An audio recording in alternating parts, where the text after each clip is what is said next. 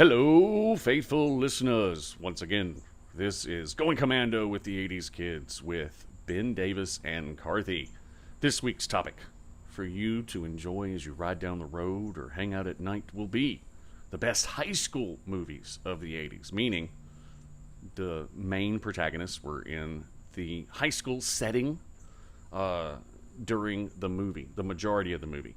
So we're going to discuss that today. We're going to go over a bunch of movies, sit back and relax. Ben Davis is going to bring us in. Oh, yeah. We picked this topic because, well, right here where we live, school starts on Monday. Yeah, it does. And both of our children are in high school. And so I was like, what a great time to bring up these beloved 80s high school movies. That is, if that isn't a segue, nothing is.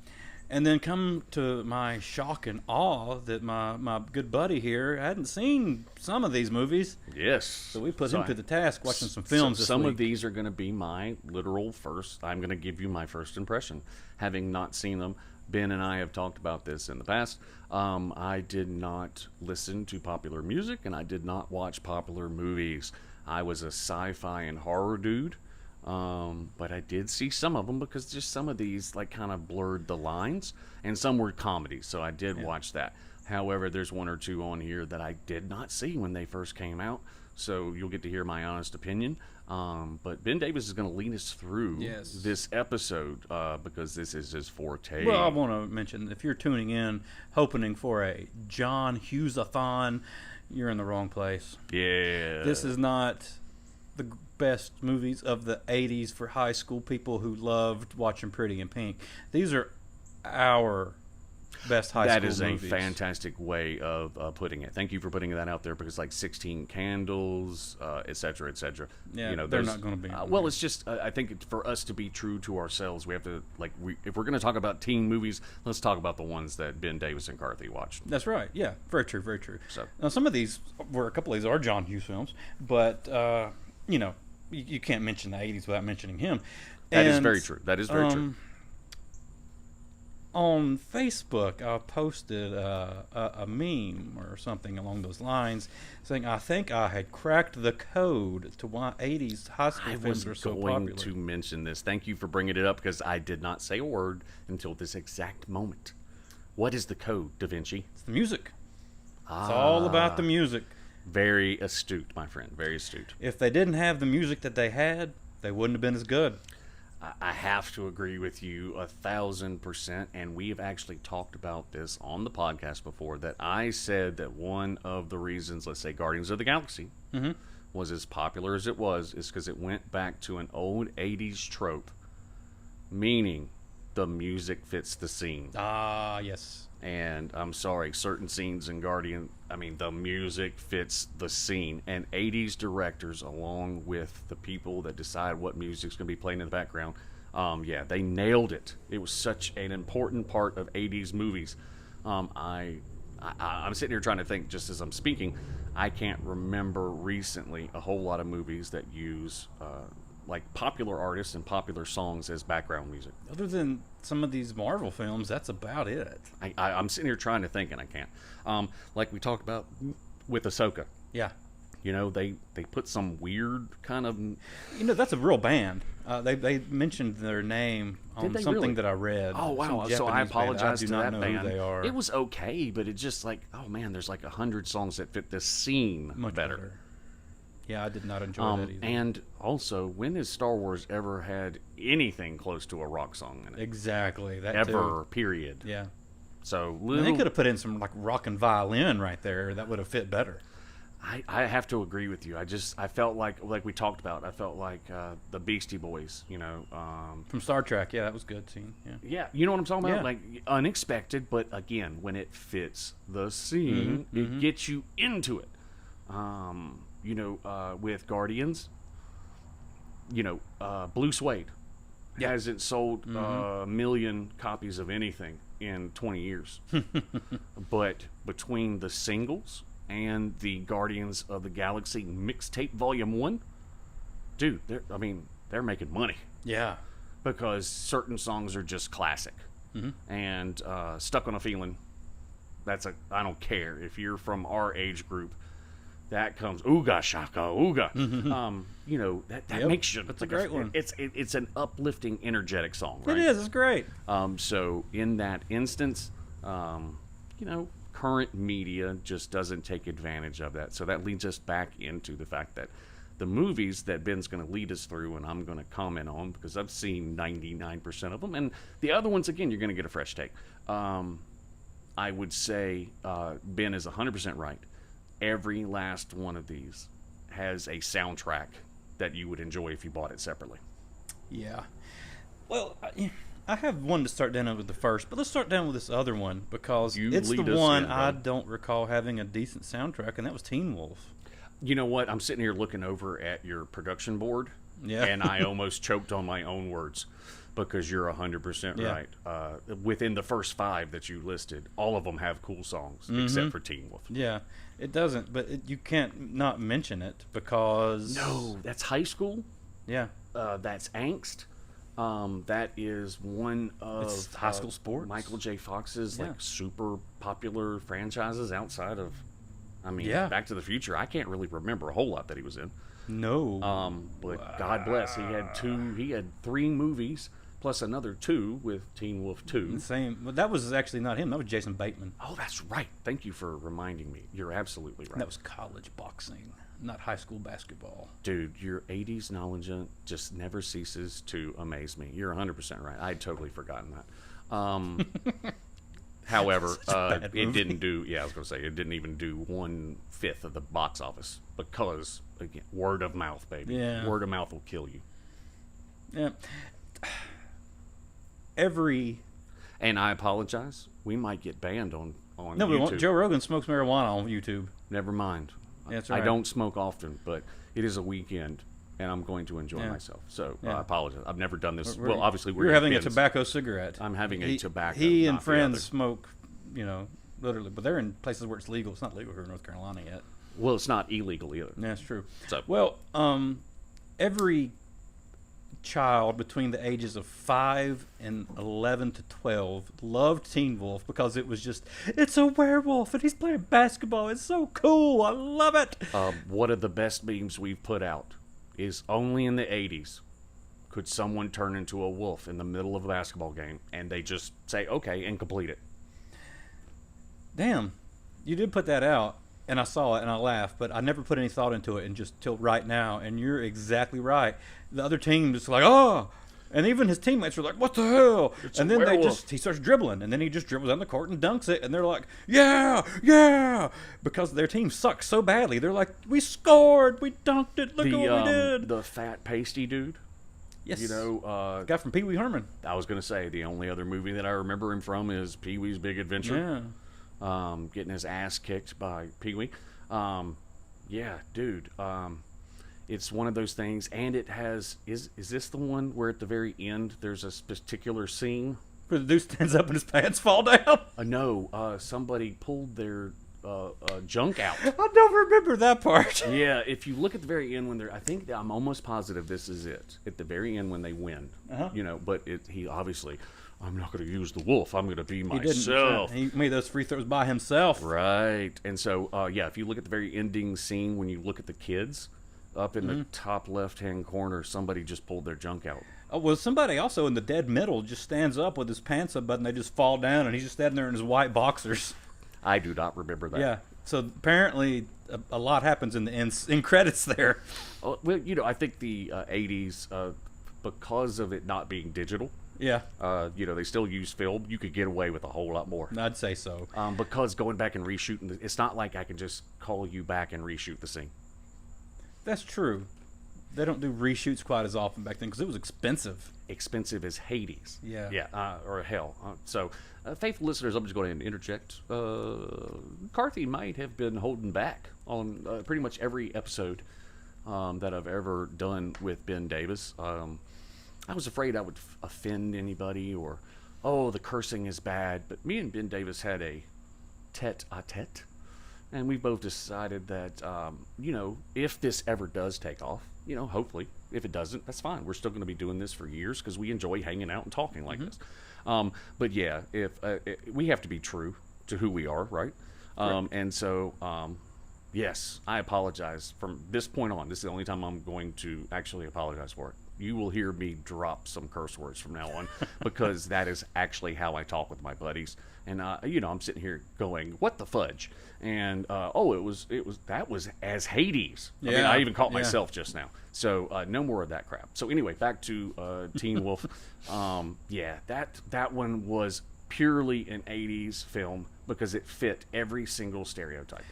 The hot girl. I was going to say the hot blonde. She didn't like him until he was super That's right. popular. Then you had the nerdy girl. Seemed like the hot blonde had a cowgirl hat on at one point. Did she not? I believe she They did. really loved referencing Debbie Does Dallas in the early 80s, mid 80s. Oh, how many blondes with cowboy hats were there? I know. And cowgirl outfits at times. Oh, God, yeah, all the time. Yes, Yeah, 100%. they loved pulling that reference. And, kids didn't get it, but the parents did.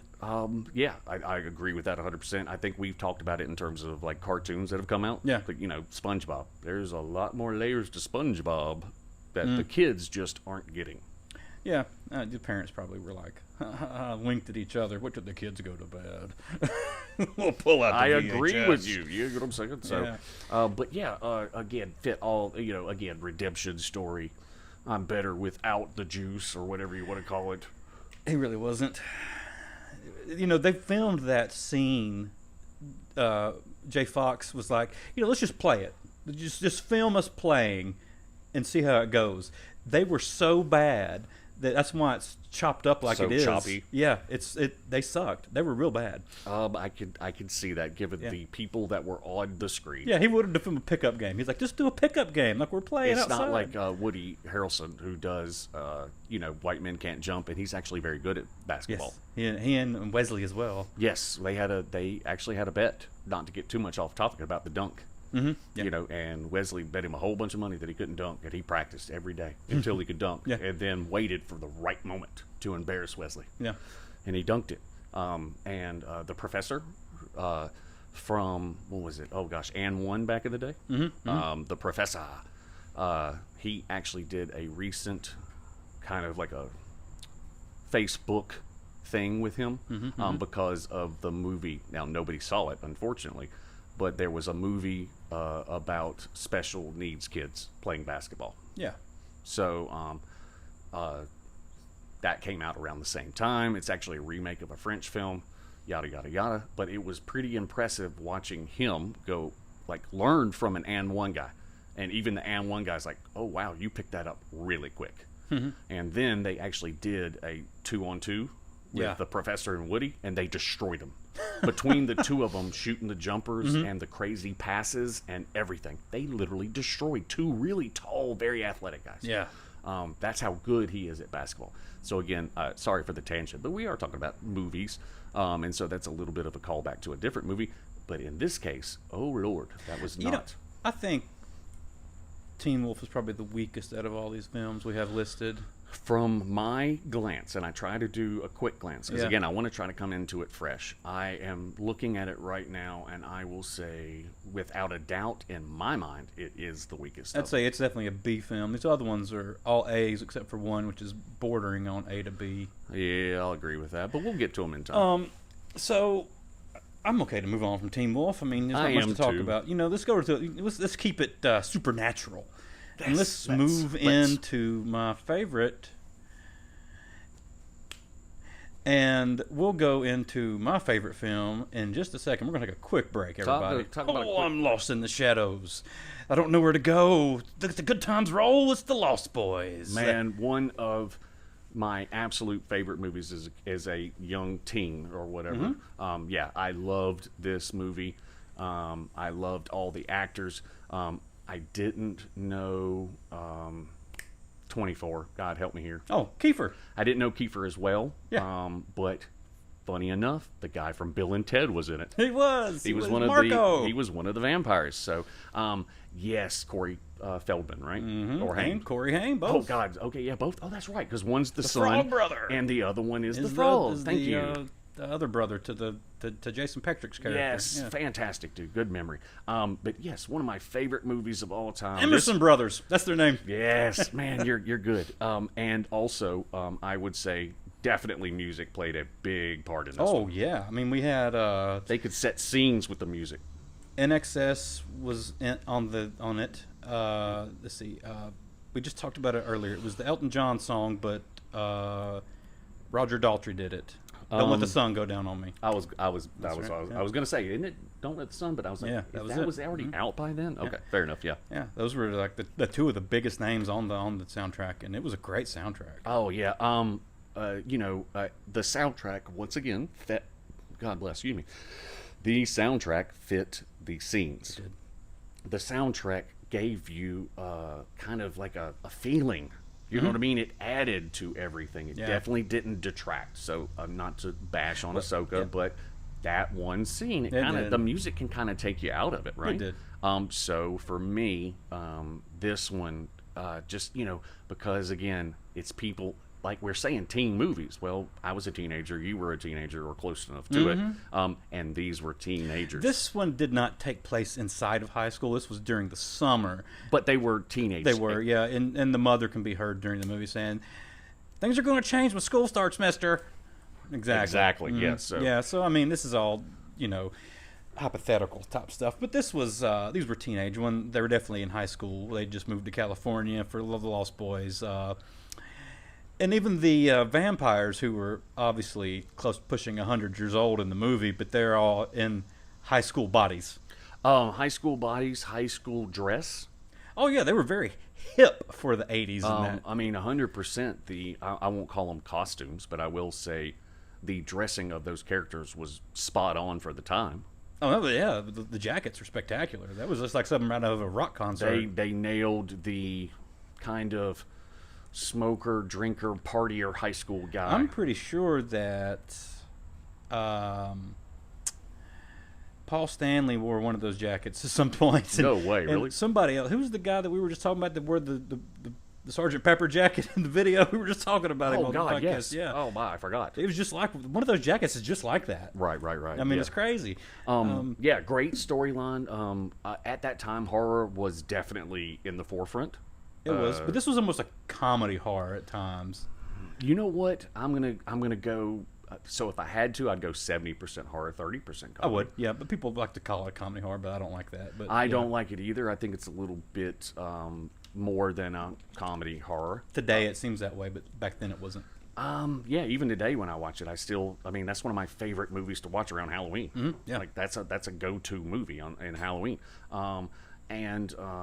Yeah, I mean, it was funny at times, but Lord, there was a lot of like, kind of, you know what I'm saying, deeper subject matter going on. There was some awesome blood scenes in that. Like the first vampire to get killed, Marco, he just profusely just explodes blood. Yeah, that is true. Back gets then, it all was over- cooler yeah. though to have like massive, bloody, gory explosions And then things the like that. one with the dark hair, the vampire, when he gets killed by the dog, Oh yeah. he gets to he just blood comes out of every orifice of that house. Yeah, that was cool. Yeah. Oh wait, that wasn't him. That was the blonde-haired one that looked like Was it Twisted really? Sister. Yeah, the brown-headed one got killed by death by stereo. Oh my God, I'd totally forgotten that. Yeah, I got yes. them mixed up. That's my fault. Yeah, no, that's awesome. Yeah. But definitely one of those teen movies that I just don't know anybody that didn't watch it.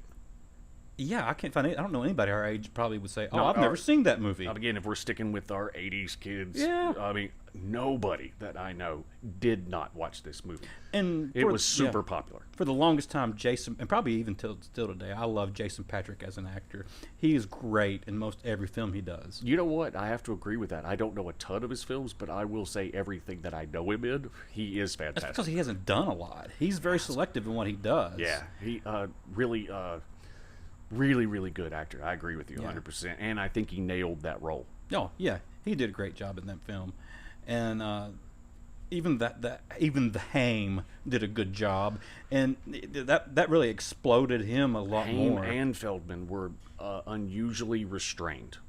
That's a great point. They're unusually restrained. Because most of their movies, I think you would have to admit that they're pretty bombastic. Bombastic. That's the Yeah, word I'm they're gonna use. usually the forefront of the film. Yes. And they're crazy, they're loud, they're Yeah. outrageous. And I won't say necessarily maybe if it was because of them being separated technically, Yeah. I mean, they had two different roles. It wasn't like a tag team film. That's correct. It wasn't a buddy film. So maybe having them in different scenes, you can tell, let's say, that they're a little bit more reserved. They are a Yeah. little bit younger. However, But then there's that third one too. Edgar and Alan Frog were their names, but I can't remember which one the was which. dark-haired guy, Yeah. the dark-haired brother, yes. And I don't remember him in any other films. I'm No, just but he was somebody back then. I can't remember his name because Well, back he then- made the casting poster. Yeah, agreed. Maybe he was one of those, like, always the second fiddle guys. Yeah. I mean, I just don't remember any major films where he's like the star. I remember him in the third Lost Boys. Oh, remember, I haven't seen that. Oh well, you're not missing a lot, but yeah, he played. He did some good sword fighting. Oh, well, okay. it was well, cool. Yeah. Yeah, but no, he was on the poster, but he was on down at behind Jamie Gertz, Jason Patrick, Kiefer Sutherland, the Coreys. The Coreys. Yeah, Diana West, Edward Herman. The man who played, the main Yeah. vampire. Yeah, I mean, yes. listen to those names. That's a lot of people who'd been in a lot of films. Some of those are A-listers. Yeah. Well, a couple of them are dead now, but I mean, Yeah, unfortunately. But at that time, to have as many of them in one film is insane. that's true. I mean, Joel you can- Schumacher made that. You That's can a go big back. name. Oh yeah, that was huge name Yeah. in the period of time that we're talking about. So what I would say is, back then, I find it funny sometimes where we can go back and we'll do research or let's say shore up on a movie that we're going to talk about. Yeah. To go back and say, wow, I'd forgotten that person was in that movie. Yeah. Sometimes, especially with the '80s films, it's kind of cool to go back and go, wow, I had no idea. Yeah, I know. It really is amazing, especially when you watch them. You're like, look at that. I know that Right. guy. I remember I was a huge Married with Children fan. Uh-huh. Had seen every episode. But after a couple of years it's in syndication, I was one of the people that loved Buffy. And I loved Angel. Loved both of those shows. I did not know David Boreanaz was in one of the first 5 episodes. Okay. He was one of Kelly's boyfriends. But he looked young. Dude, he didn't even look like the same dude. Wow. Face was actually weird looking. He was definitely one of those guys that when his man face came in, that's when women are like, woo! Yeah. As a young dude, you can tell, okay, now I know why he's in Hollywood. He's a pretty boy. But yes, it was one of those things where he comes in, he tries to be slick with Al, and Al grabs him by the scruff and then is leading him out and then slams him into the door frame and then leads him out. I'm like, holy crap. So, little bit of a tangent, but same concept. You can go back and watch a lot of 80s movies and be like, holy shnikes, that is a young blank. Yeah. So that's part of the fun of watching these films. But Kiefer, super young. He was. Yeah. He'd just done Stand By Me right before this. I was going to ask you, I don't know where that was in the pantheon of his films because he did a bunch of them. Yeah. Because when was Flatliners? It was like 1990, 1991. Okay, I was wondering, so when was Young Guns? Ooh, that was 80s as well. But I think that was... He still looks pretty young. See, in this Young was Guns. 87, so it was right around there. Okay, I'm just trying to maybe for me and the listeners Yeah. give a just some type of point of reference in some of the other movies that they were making at the Yeah. time. But yeah, the whole cast was fantastic. The story was great. I mean, it really was. Now looking back on it, the big reveal is not as big as we thought it was. No. You know what I mean? Like you can figure out pretty quickly who the head vampire is. Yep. However, at the time when you're younger, holy crap, it's that guy. Well, yeah, the best part of the movie to me isn't the reveal of seeing Edward Herman turn into a vampire. It was seeing Jason Patrick turn into a vampire. You're like, yes, there he is. Michael's a vampire. Look how cool. Well, that is one of the twists of the movie. Back Yeah. in the day, they would throw everything at you, plus the kitchen sink. So, for one of the main characters who's supposed to be a good guy, to then turn around and be a vampire and have trouble controlling himself. Finally see it, yeah. Oh, that's really. I mean, that was really really cool. But overall, Lost Boys to me is a complete film. Tells a complete story, start, middle, finish. You know, some things are just wonky, especially in the '80s. Some of these Yeah. movies are how they linearly kind of tie everything together. It can be a little bit different. But Lost Boys for me, that's just one of those ones. Every single Halloween, it's I a wouldn't classic. say I to watch me. it every Halloween now. I do. I used to watch it a lot when I was a kid. Probably at least once a month. My Watched it a brother lot. would rent it like Yeah. every other Oh month. God, we owned it. I had it on Yeah. Laserdisc. I burned So that thing there out. you go. So I mean, I understand it because it was one of those films. I still have it on DVD. It's in one of the few I still own. Some of the language, like the vocal patterns, you know, with the vampires and the surfer and Yeah. whatever else, definitely influenced the way, let's say, metalheads during the 80s dressed. Yeah. I mean, good gracious, everybody copied that look at some point. But yeah, overall, just a fantastic film. Yeah, it's great. All right, I'll bring in the next one. You step off and grab our drinks real quick. Yes, sir. While I bring this one in. Well, this one is not my favorite.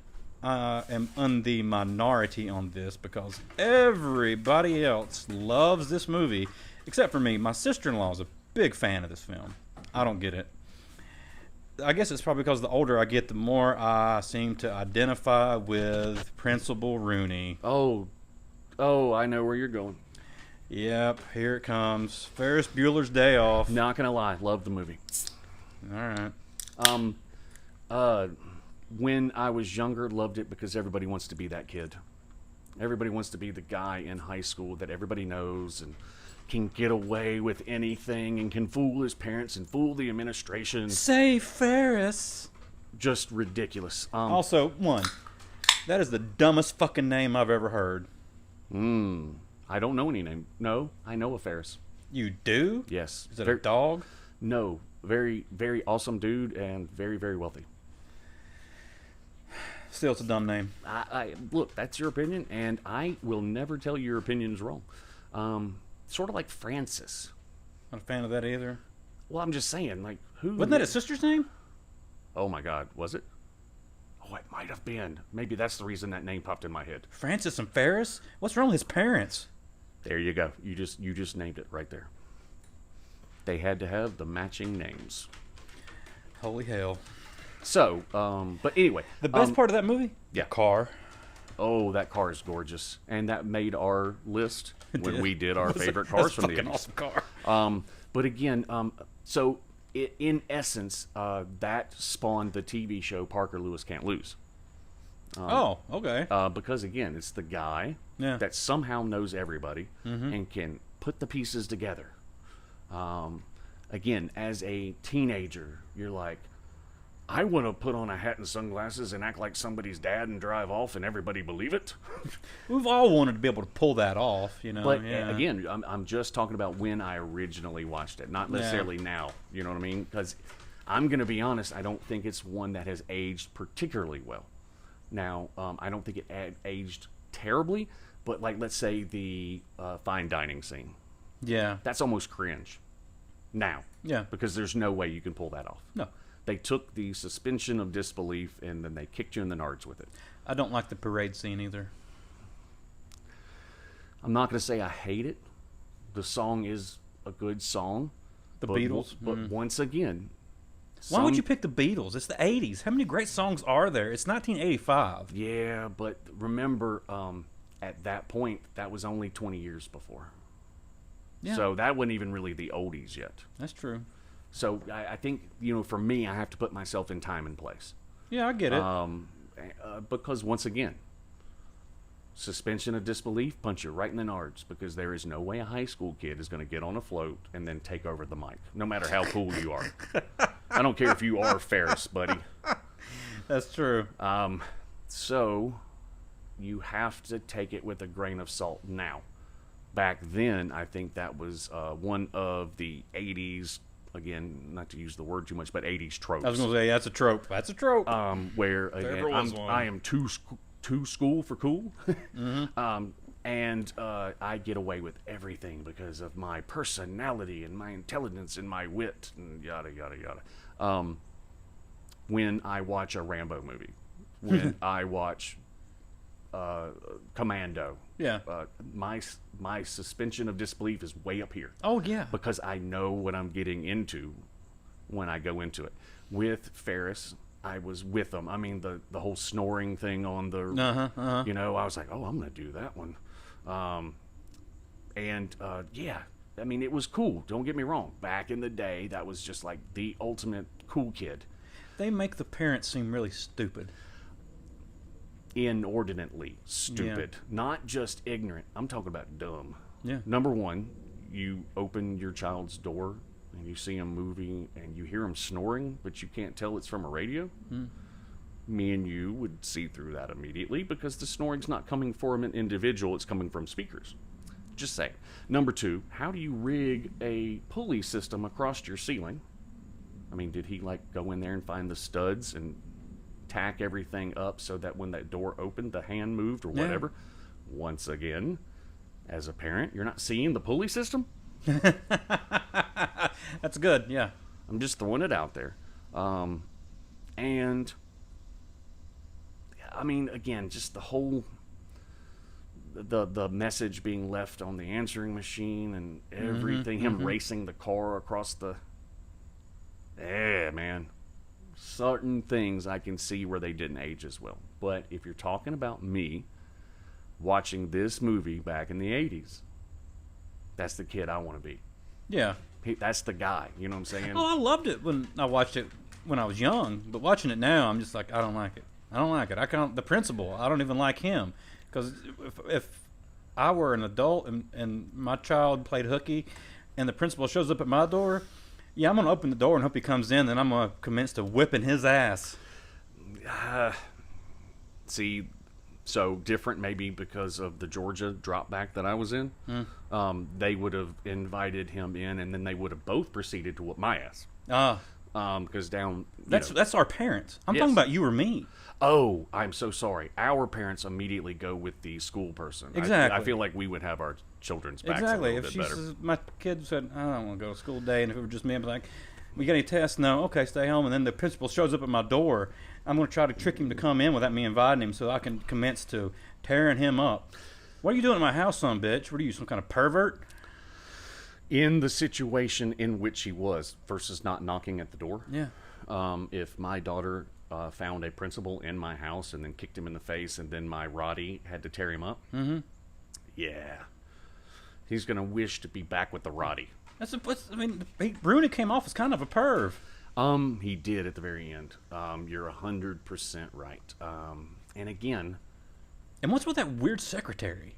oh, she was famous, dude. She was in all. Oh, he's a real righteous dude.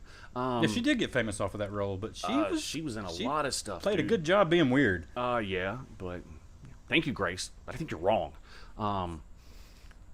I loved her as like a bit actor. I did. I enjoyed her Like a part, but looking straight- back on it now, just looking back at the movie as a 42-year-old man, I'm like, nah, something's just weird about it. This was not the best John Hughes film. Given his library and given the work that he put out, I would agree. Yeah, I mean, but I think this movie relies on a whole lot of nostalgia. Yeah, I'd give you that. Like the popularity still today is because of how you felt when you were younger. You know, Okay. certain movies grow older with you. Like just again off subject, but I'm just giving an example. The National Lampoon's Christmas Vacation. Okay. We own a Blu-ray copy. Oh yeah. Every single year at Christmas, Correct. I'm going to watch that, and I don't feel like it aged poorly. Why's the carpet wet? I don't know. Todd. Sorry, me and my wife have matching shirts. We have That's why I that. said that. Thank you, Margot. But yes, but just to give an example, that one doesn't have anything so specific in it that you can't like apply it to today. Maybe the bonus part, because people necessarily. I don't think every job gives bonuses the way they used to back in the day. Maybe, but we've all heard of bonuses because we've heard of the golden parachutes that these people are getting. So we What know. are you talking about? We used to get bonuses. We got a Harris Teeter gift card for $25. That's right. I forgot. I had a turkey that I could cook. That's awesome. Thank you. Here's some tuberculosis in your turkey. Exactly. Honestly, Made a small turkey at that for $25. yeah, it sure was. But again, it's just universally funny. It's so silly that it's funny. Ferris is dated in certain ways. Again, the idea behind the whole, again, I get away with everything. My parents are completely stupid. You know what I'm saying? Like, Yes, that's what it is. That's exactly the whole thing you're getting at. That's why it's on the list. It appeals to that type of child back in the day. Yeah. I want to get away with everything. my parents are so stupid. Why can I not get away with these things? When in actuality, no parents are that stupid. And you're not getting away with that stuff because no one gets away with that type of technology because it didn't exist back then. You could not use a keyboard to do that. So I think you just made a really, really good point. Technology has changed the way we do everything. Yeah. So when you go back to a time when it wasn't prevalent, certain people are just not going to get it. Yeah. Now, I'm going to bring back up Christmas Vacation. There's never really a reason outside of maybe when he got trapped in the attic. He could have used the cell phone to call somebody. Exactly. But outside of that, when would a cell phone really, when would it have been advantageous? When Good would point. a tablet been advantageous? None of that. It's literally a movie about family, laughter, the Christmas time, the rush, you know, the whole 9 yards, the ridiculousness that happens within our families with the exterior.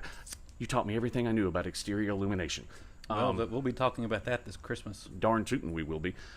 So again, I'm just going to go back to the how I feel like things age, and certain movies age better than others. You know, like Teen Wolf. Bring it. You know, it's a great movie. Didn't age well. No, Once again, it because was a B movie. you know, just because Solid of some B, of not the a B plus, it's B. some of the ridiculousness that we were allowed to partake in during the 80s. Wasn't a bad wolf costume though. No, it was actually pretty darn good. If I have to give him credit for being back then, you didn't see any really bad seams No, you or didn't. It was very good. blending problems. I mean, he had a full hairy suit on. It was pretty similar to the Wookiee costume, I think. I've always thought they did such an excellent job with Chewbacca. Yeah. Considering there's a real person behind it and he's able to move the mouth the way he does. But with this one, sometimes have a little bit more problem. One more thing about this one that I think is another great part in the film is Charlie Sheen's bit. I'm glad you mentioned that because I remembered it at the beginning when we were Yeah. talking, and I totally forgot. But yeah, Charlie Sheen is the bad boy. What's her name? The one from Dirty Dancing. Jennifer Grey. Thank you. Before she got her nose done, she's actually pretty good as the sister. To be honest is, with yeah, you, she I does a thought good job. I thought she was really funny in Yeah. the movie. I found her better than Ferris in the film. 100%, yes. Yeah. And I only believe that now that I'm older. Now when I go back, I couldn't stand the sister when I was Yeah. younger. Now I'm like, man, she does a pretty good job with the role. Yeah. You know, so it's a different way of Well, looking. when you're younger, you're not looking at it from that aspect. That is 100% true. So yeah, I would say Ferris. I think it would still be on a requisite list to watch. Oh yeah, it's certainly something you got to say. It's like it's in that time capsule of the '80s that you have to watch. But I would say this, as far as you and I and what we enjoy watching, Yeah. we had to talk about it, but Yeah. there are movies we're going to enjoy more. Well, since we talked about things that aged, let's talk about probably the oldest one on this list. Let's do it. And hang on, let me look. It might have the greatest soundtrack now that I look at this out of all the ones that are left. And you didn't know it had a book No, did until not. I mentioned it, and I didn't realize that Cameron Crowe directed it until I watched it myself this week. That's again. fair. That's fair. Fast Times at Ridgemont High. Had not seen Early '80s. it. Yeah. Sean Penn, Yeah. like before he became like a consummate like angry mobster character. Yeah. Total space cadet surfer boy. You know who else were the other two Space Cadet Surfer Boys were, right? If you hadn't have said it, I would have named them. One of them was Anthony Edwards, pre-ER. That's right. You're absolutely right. And pre-Revenge of the Nerds. And pre-Revenge of the And Nerds. the other one was Eric Bana? Schultz. Oh, Stoltz. Right before Yeah. he got and lost Back to the Future. Right. Yeah. Oh, it that's was right before The Mask, actually, is what it was. I was going to say, I was going to ask when that came Yeah. in. Yeah. Phoebe Cates. Phoebe Cates, starring role. Everybody had a crush on her at that time. Now, Yes. the boobies, obviously, one of the most paused. I mean, it makes every It's a great list. scene. It's a great scene. One of the most paused moments. She's a in, beautiful woman. Oh, she's so pretty. Very put together. Oh, she's just How do we gorgeous. put this? That's the best way I think I can put it, and it not come off as cringy. You know, when I told you what I thought first. Yeah. Well, let's put it this way. Let's put it this way. If we are dudes from that time, and it's sort of like me with Carrie Wurr. I couldn't remember her name in the last podcast. The one that was in Remote Control. Ah, yes. So yeah, it's we all have crushes. We Yeah. all do. I mean, I've admitted huge Melissa Milano fan. Just always have been. So with this one, she looks like she doesn't. I'm trying to say this without being too piggish, but she had a beauty that wasn't so overwhelming that it was intimidating. Yeah. She was the type of girl that, like, even young guys that you want to conquer the world with, like, I'd love to be. I wish she was my wife. Let me ask you a question. But two questions, actually. First, who was her friend? What was that actress's name? I cannot remember. It just slipped my mind. Oh, Jiminy Christmas. Was My it- brain's is no. Lee, something Lee. Jennifer Oh. Jason Lee? Jennifer Jason Leigh. That's her. Yeah, she was young. Very, very young. And do you think that Phoebe Cates' character really had a college boyfriend, or do you think that was all a bunch of bullshit? Bullshit. I thought so too. Thought you were just putting it on because she didn't have anybody. And you really think she was that sexually expertise, or you think she was a virgin? Well, there was a time in 80s film Uh-huh. where it switched over from the gorgeous but not promiscuous girl is the one that everyone wants to go with. And then sometime during the 80s, the whole, why is it okay for a man to have a list and woman not to have a list? So, like Kelly Bundy. Yeah. You know what I mean? Like, at some point, you just stopped caring if they had a list. Yeah. Because they were hot. And I would say that back in the day, I remember guys being very overconfident in their expertise. Yeah. So I think it's plausible. You know what I'm saying? For her to either be, yes, because, I mean, even in the movie verse, she's still considered hot. Mm-hmm. And sometimes hot girls went a little bit farther. Well, I don't know. Either way, her talk turned her little friend into a hussy, and got her Yeah. pregnant and got her having an abortion in the film, Yeah. and that's pretty bad. Well, especially if you, again, view it from the lens of the time. Yes. That was not something that was commonplace in any way, shape, fashion, or form at that time. So I remember, like, as an example, my mom. I think that girl was a freshman too. Oh, Lord. Yeah, but that was happening a lot. Yeah. It if you look at just statistically, it peaked and then it dropped. Yeah. Education has helped. But, there were promiscuous girls. We all knew who they were in high school. Uh-huh. I remember my mom, and this is how you associate things incorrectly, faithful listeners. I remember my mom hated marijuana, still does. The reason? Because a friend of hers, one of her best friends in the world, got pregnant, and she smoked it. Oh, okay. Great reason. So here again, association.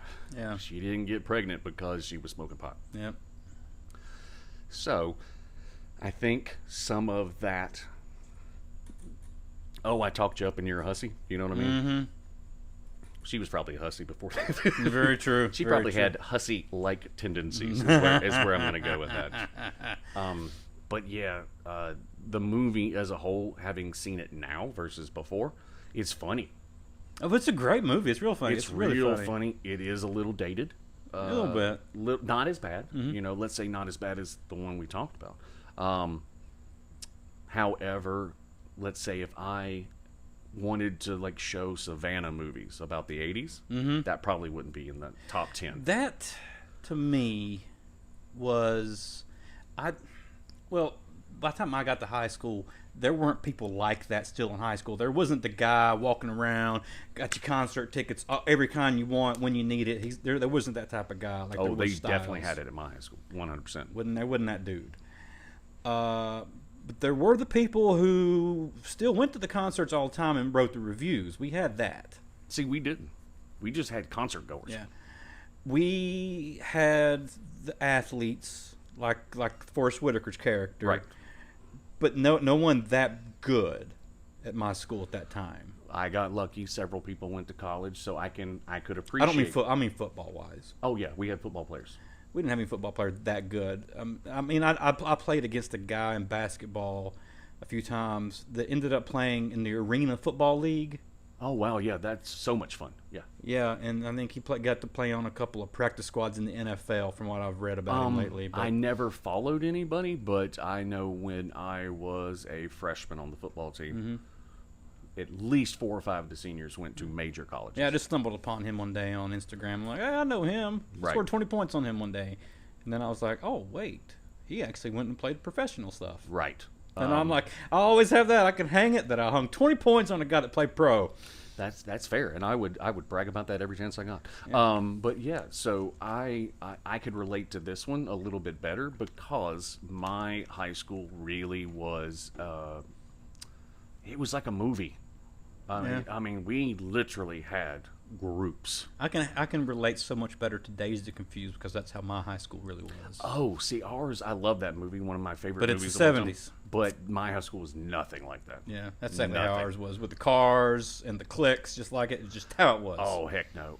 Now I definitely think my high school was closer to Fast Times, because we had your very stereotypical cliques. I mean, you had the jocks; they wore their leather jackets. Yeah. You had the nerds, because they, like me. Unfortunately, not unfortunately, I'm where I'm at today because I'm a nerd. But yeah, we didn't see other people. Like, we literally went to the same classes all together. We outside of PE and band, we didn't know anybody. You had, like I said, metalheads. You had gear heads. You had speaker heads. Like, it was really popular in my hometown way back in the day, to put more speakers in the back of your car than the metal can actually handle. Yep. So it rattled really badly. And we would go to the shopping center where the movie theater was at, and we would just ride around in circles. Kind of what we did at the mall. Oh, okay, fair enough. So, yeah, man. And again, once again, these cliques started to very much appear. So I can appreciate that part of Fast Times. I really can. Mr. Hand. I don't think I ever really knew a teacher quite like him, though. No. No. We had very, very laid back, just everyday dude, everyday Locking gal. the door, I believe, is illegal these days. It is 100%, yes. When I saw that, I'm like, that's against fire code. And if I found out someone was locking the door in my daughter's room, I would be very pissed. It is very, very illegal. Back in the day, though, if you didn't show up on time, they had every right to lock the door and keep you out of class. Once again, it's a fire hazard, so don't lock everybody in. But we also went to a high school that was built in like the 60s, so there's giant windows. I mean, So it didn't matter. You were breathing in enough asbestos to kill a goat. there you go. I mean, it really was an old high school. Very nice. We had a campus. I mean, there were different buildings that you had to walk. Oh, that's what I had to, yeah. Fort Bush was. It was There was school. 2 high schools in my area, and everything was inside. Yeah. You never went outside. You literally went to another part of this gigantic building. That's how Reagan High School is. Oh, okay. It's Fair enough. beautiful on the inside. It's so awesome. Like the Oak Grove up here, Yeah, not where I went. I mean, we had buildings. Yes. A, B, C, D, E. There was biology building. Yeah. There was the chemistry building. There was the English hall. Yep. Math hall, because they were part of the main building. Uh, But yeah, I mean, the cafeteria, they built a brand new one for us. So you had to walk a good 10 minutes to get to the cafeteria. Yeah, so I mean, I think everybody's experiences in high school kind of drive how they relate to things. yeah. And this one, again, me being new to it, I really wish I would have watched it way back then. I Yeah. think I would have appreciated it better. It's sort of like Ferris. I loved Ferris when I was younger. So I just feel like sometimes movies don't always stick with me the way. So Lost Boys, we've already said it. I love it still today. I can't remember the first time I saw Fast Times, but I really do dig it. I do remember working with a guy down in Charlotte in the hospital, and this is not a great story, but I do remember standing outside. He was smoking a cigarette, much like you do. When I sit around and talk to you while you smoke. Yep. And he's like, I just watched a great movie last night. It's from the 80s. I'm like, oh, yeah, what was? He's like, that movie, Hard Times at Ridgemont High. I said, I think you watched the X-rated version. Yeah, I was gonna say, is this like Folsom County Blues but different? Actually, the reason I know anything about it was because in my fraternity at UNC Chapel Hill, we got nicknames. Oh yeah. Every brother had a nickname. Oh, and one of do them was tell. Spicoli. Ah, Spicoli. So, yeah, I mean, you had to have some type of frame of reference to know where it came from. And Dude, in my skull. yeah, I With understand. Airwalks, I believe they were. Yes, it or were they was. vans? I don't remember. Oh, now you put that seed of doubt. I don't remember. I don't either. I thought You you, remember were them getting out of the van, going to the party, and just the smoke rolling out. not as much. But However- dude, how much do you have to Not much. emit to get that car full of smoke? Not much. It's Really? called clam baking for back in my youth, and you'd be surprised how quickly, especially if you have the Let's go out air to the car and conditioner. give it a shot. Come on. Believe me, I'll do it. But if you keep the system where it retrains everything versus brings The it air in, conditioner? yeah, How long does it smell like that? oh, forever. Dude, we're not going to do that in my car. Yeah, no. That's my daughter's car. We can't do that. No. You can do things where you get certain scents to go through the entire air train. Yeah. But no, I remember Cheech and Chonging it multiple times. Like at one point, it was fun, to just be drunk as hell. You're not going to drive anywhere, obviously. But hey, I want to get high. Well, we don't have too much. Let's go to the car, and it's insane how much more it affects you because every breath, it's every breath you're inhaling something. Well, that sounds interesting. But yeah, you're talking about the sickest I've ever been in my life. Boy, yeah, like one of the sickest I've ever been was in a car clam baking, and sometimes you just need some fresh air. Yeah.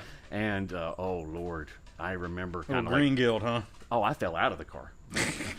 I opened it up and I tried to take a step. No, it just wasn't happening. And Yeah. I remember looking back, and it was like looking at a Cheech and Chong vehicle. Like Yeah. I was like, I can't even see the dude on the other side. Like, what's going? Oh, they just like wimp, like most dudes at that age, wimp, ka-chunk, and they went back to smoking. So, ladies and gentlemen, we are going to take a small break. Wish we had commercials. Then I could say commercial break. Yeah, and we then I do. could be like Chuck Lorre. We'll be back in 2 and 2. But anyway, we'll be back, and we're going to keep going through the 80s kids. Talk about Well, I think 80s didn't you teens movies. say Spotify puts commercials on our podcast? Yes. Oh, there you if- go. If you're listening to our podcast and you pause it at all, Mm-hmm. you will see a commercial. Well, it's not from us. No. We don't get any money from that. We are non-monetized. We do this for the love of it, dude. Yeah, we're close on Facebook to being able to monetize. Hey, that will be that's going to be a great day. We're going to go to McDonald's with our profits and shop off the dollar menu. But anyway, we will be back here shortly. As Two always. shakes and a spoon. 2 shakes and a spoon. Thank you as always for listening. But Ben and Davis will be back with 80s teen movie. Okay. And that was Fast Times. Fast and Times. Now we're coming into Daniel-san. Daniel-san. Wax Daniel-san. Wax on, wax off. off. Wax off. Catch fly with chopstick. Mm. That was always really hard. I never was able to master that. Apparently, Bruce Lee could do it. Okay. Like the real version. Like, Yeah. He could actually So that's do where it. they got that? I don't know any other martial arts star that's ever had that particular thing espoused upon them. Well, apparently Ralph Macchio really did it. Oh, well, that would be super cool Yeah. if he actually did Yeah, it. he really did that, apparently, when I read. That would explain his extreme enthusiasm Yeah. in the movie. I mean, Yeah. it looked genuine. Yeah. Yeah, there's no way in hell I'm ever doing that. Yeah, so Karate Kid. We're moving up in terms of likability for me. Yeah. This is not one of my favorites. You didn't know that. You just found off That's mic just right. a couple of seconds ago. But yeah, was it a good movie? Hell yeah. Elizabeth Shue, younger, Yes. Early role. and the karate, the martial arts. You know. However,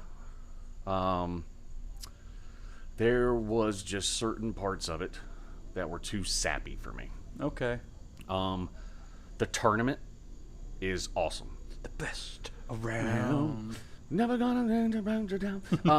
But yeah, the tournament when it got there, like it is a different movie. It just takes off for me. It does. Speeds up. The excitement level goes through the roof. you get all these different guys together doing different martial arts. You get to see Cobra Kai kicking ass. You know what I Yeah. mean? Kind of like untethered, like I think part of it was at the time I did not like the bullying. You know what I'm saying? Like it was, like oh, they just whooped his ass. Yeah. Like several times, they just beat him down, and I was just like, oh God, does it really take 5 of you to do that? It's the first time I can remember seeing an old man beat up a teenager. Oh my gosh, did that catch a lot of flack back in the day too? Not like overall, but I even remember my dad saying, "Pfft, that guy touched you, I'd kill him." I don't care. He try. He might know karate, but I know Smith and Wesson. Ah, is that what he said? Yeah, I mean, honestly, Dad's 6'5", 300, so Yeah. eh. Miyagi is not. He's but also one of those rare instances like where someone gets their comeuppance and you're just cheering like hell. So when Miyagi goes to the dojo, Yeah.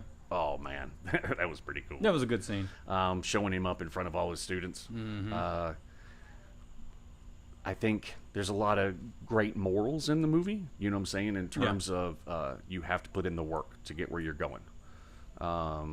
You better respect your elders because you don't know what they're capable of. Lots of little tiny things like that. I like the whole wax on, wax off thing because martial arts is a repetitive motion thing. You have to have something in you that just learns to do things without thinking about it. It just does it, right? Yeah. And the only way you get that type of muscle memory is through repeated, and I mean repeated practice. So that was kind of cool. I can definitely sort of like the way I thought that Back to the Future made skateboards really cool. Yeah. I do remember everybody in the world wanting to do karate. Oh, 100%. Yeah, I do too. So I do anytime you have a movie or anything like that like changes a dynamic, you know what I'm saying? You have to respect that. You know what I mean? It led a wave of martial arts, a literal wave. Like I said, a little too sappy for me in certain places. However, overall, gonna be one of those that I would show my daughter. Like this is a Yeah, I cool have one, to. and I good have. guys win, and you know what I'm saying? I would show that to my daughter. Unlike, let's say, Ridgemont. Yeah. But this one, definitely well shot, well choreographed. Well, it's the same people that did Rocky. Oh, I did not know that. That's Yes. a great. Okay, so that explains it. The pacing is good. Yeah. The fight scenes. That especially explains why my favorite part is the tournament. Yes. Because that, again, I still feel like that is just like when it just takes off for the movie for me. I know it's not the biggest part of the movie. It's near the end. It's more like the payoff for what you've watched. But yeah, that tournament. I mean, just the environment. They captured the environment, the excitement. Like, so I thought they did a really good job with it. It's definitely 80s because of the music. Well, even the arcade. Oh, Remember, they gosh, spent big I time in the forgot. arcade, Yes, and then they- that is like putt arcade combo, Yes. and it's even there in the Cobra Kai series too.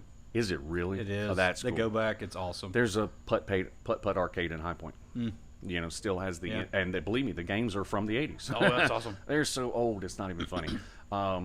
And still has the original putt. Like there's no mountains, no monkey, nothing. It's literally just there's 18 holes there. There's 18 holes over there. There's an A and a B. Yeah. I don't know what the difference is, but it's literally hey, there's a piece of wood between you and the hole. It's not like you have to get it through the dinosaur's nostril, and then you know what I'm saying. Or these actually the newer ones. 1, 2, or 3. Which one do I hit it in? Which one's going to get it closest to Yep. the hole? No, there's none of that. It's literally you just putt. But anyway, that's a tangent. But yeah, Karate Kid, fantastic.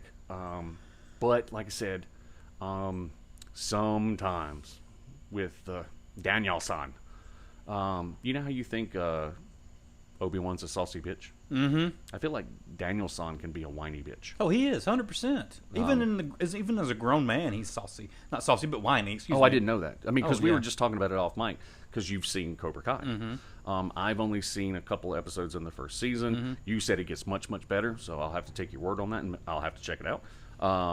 So you're telling me in this new series. Daniel-san is still kind of a whiny. Well, that's the thing between him and Johnny in the new series is Johnny is a worldly,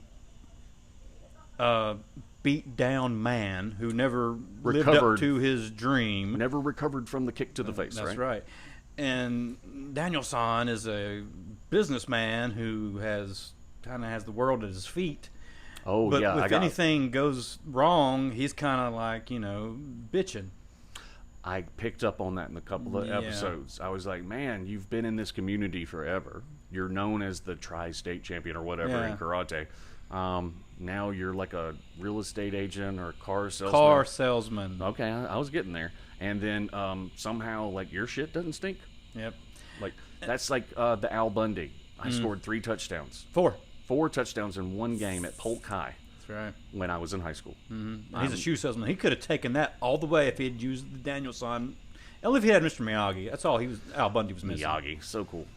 But, Pat Morita. This movie and The Lost Boys were on my heavy rotation from ages, I'd say, well, Karate Kid came out in 84. So I was watching Karate Kid from age 5 all the way to probably age 10 on a daily basis almost. Oh, wow. And then The Lost Boys came out, and then it came into the rotation too. So during the summer when it was 100 degrees outside and you can't go outside and play basketball, because if you do, you're going to sweat or die to death.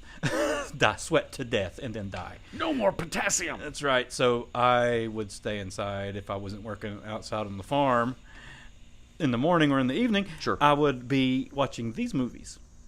I watched a lot of movies when I was growing up in the 80s. I did too. Not because it was too fucking hot. Oh, try Southwest Georgia.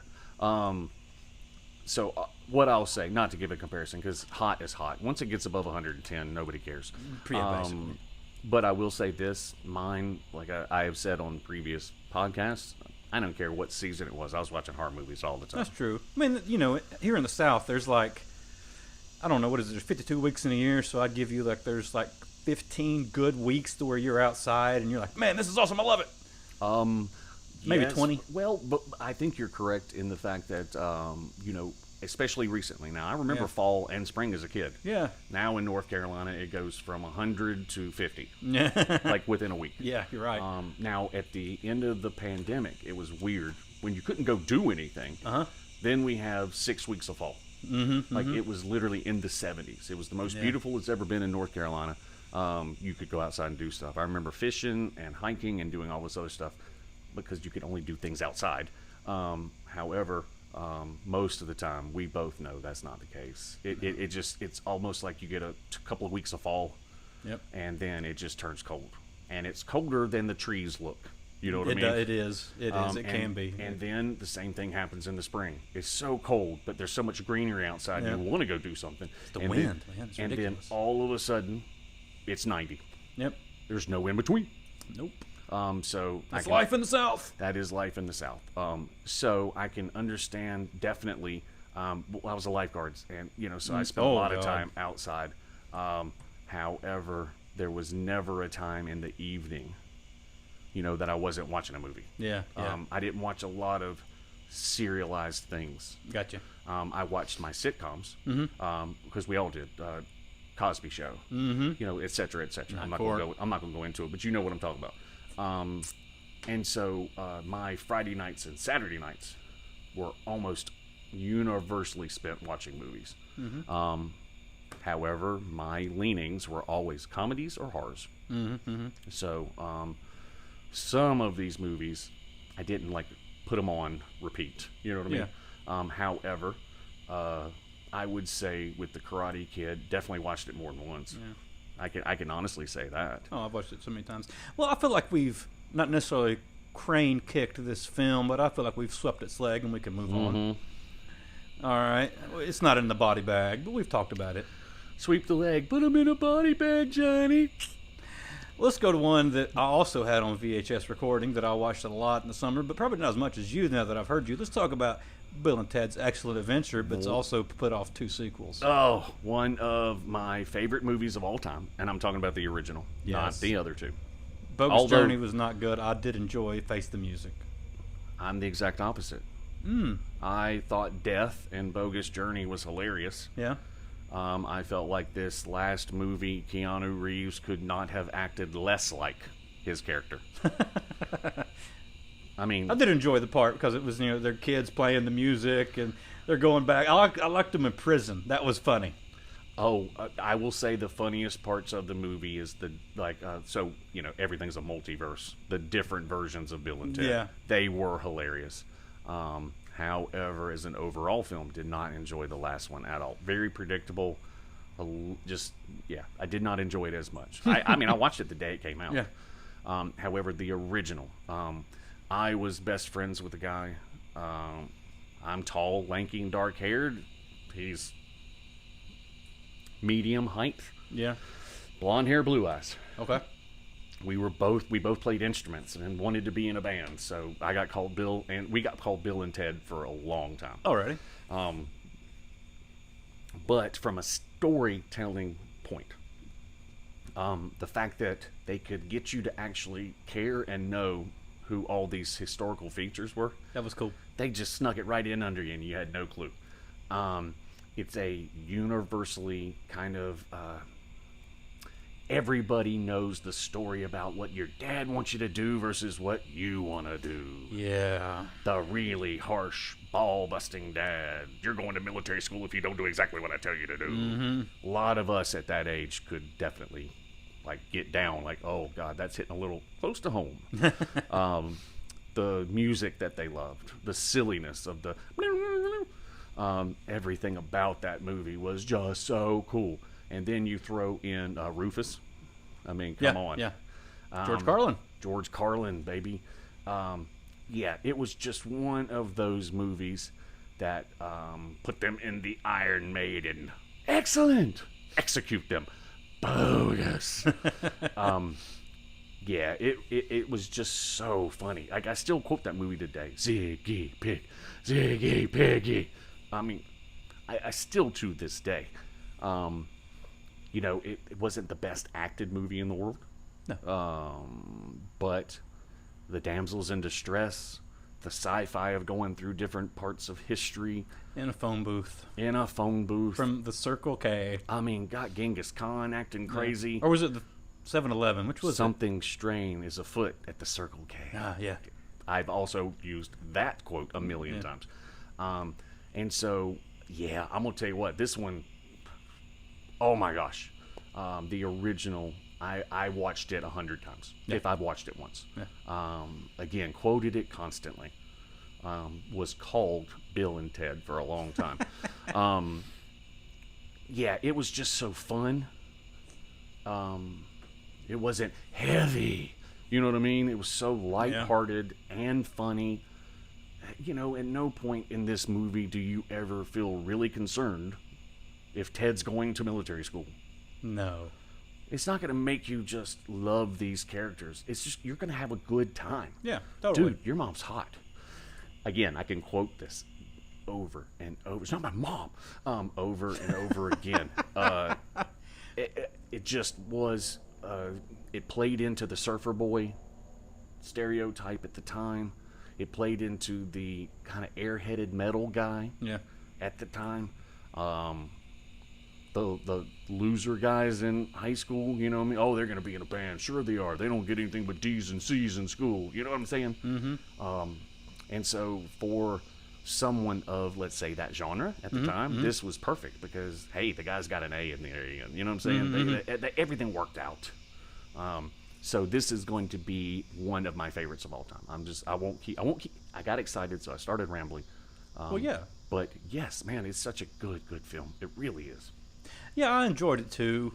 And I was just thinking that had it been made probably in 89 as opposed to 87, this probably would have been a Corey's film. Oh, man, you're 100% right. They probably, that's 100% right. Because they just weren't old enough in 87. I agree. However, I can't see anybody else in the role now. I can't either. In hindsight, you can't see anybody else in the role. It would have been a totally different film.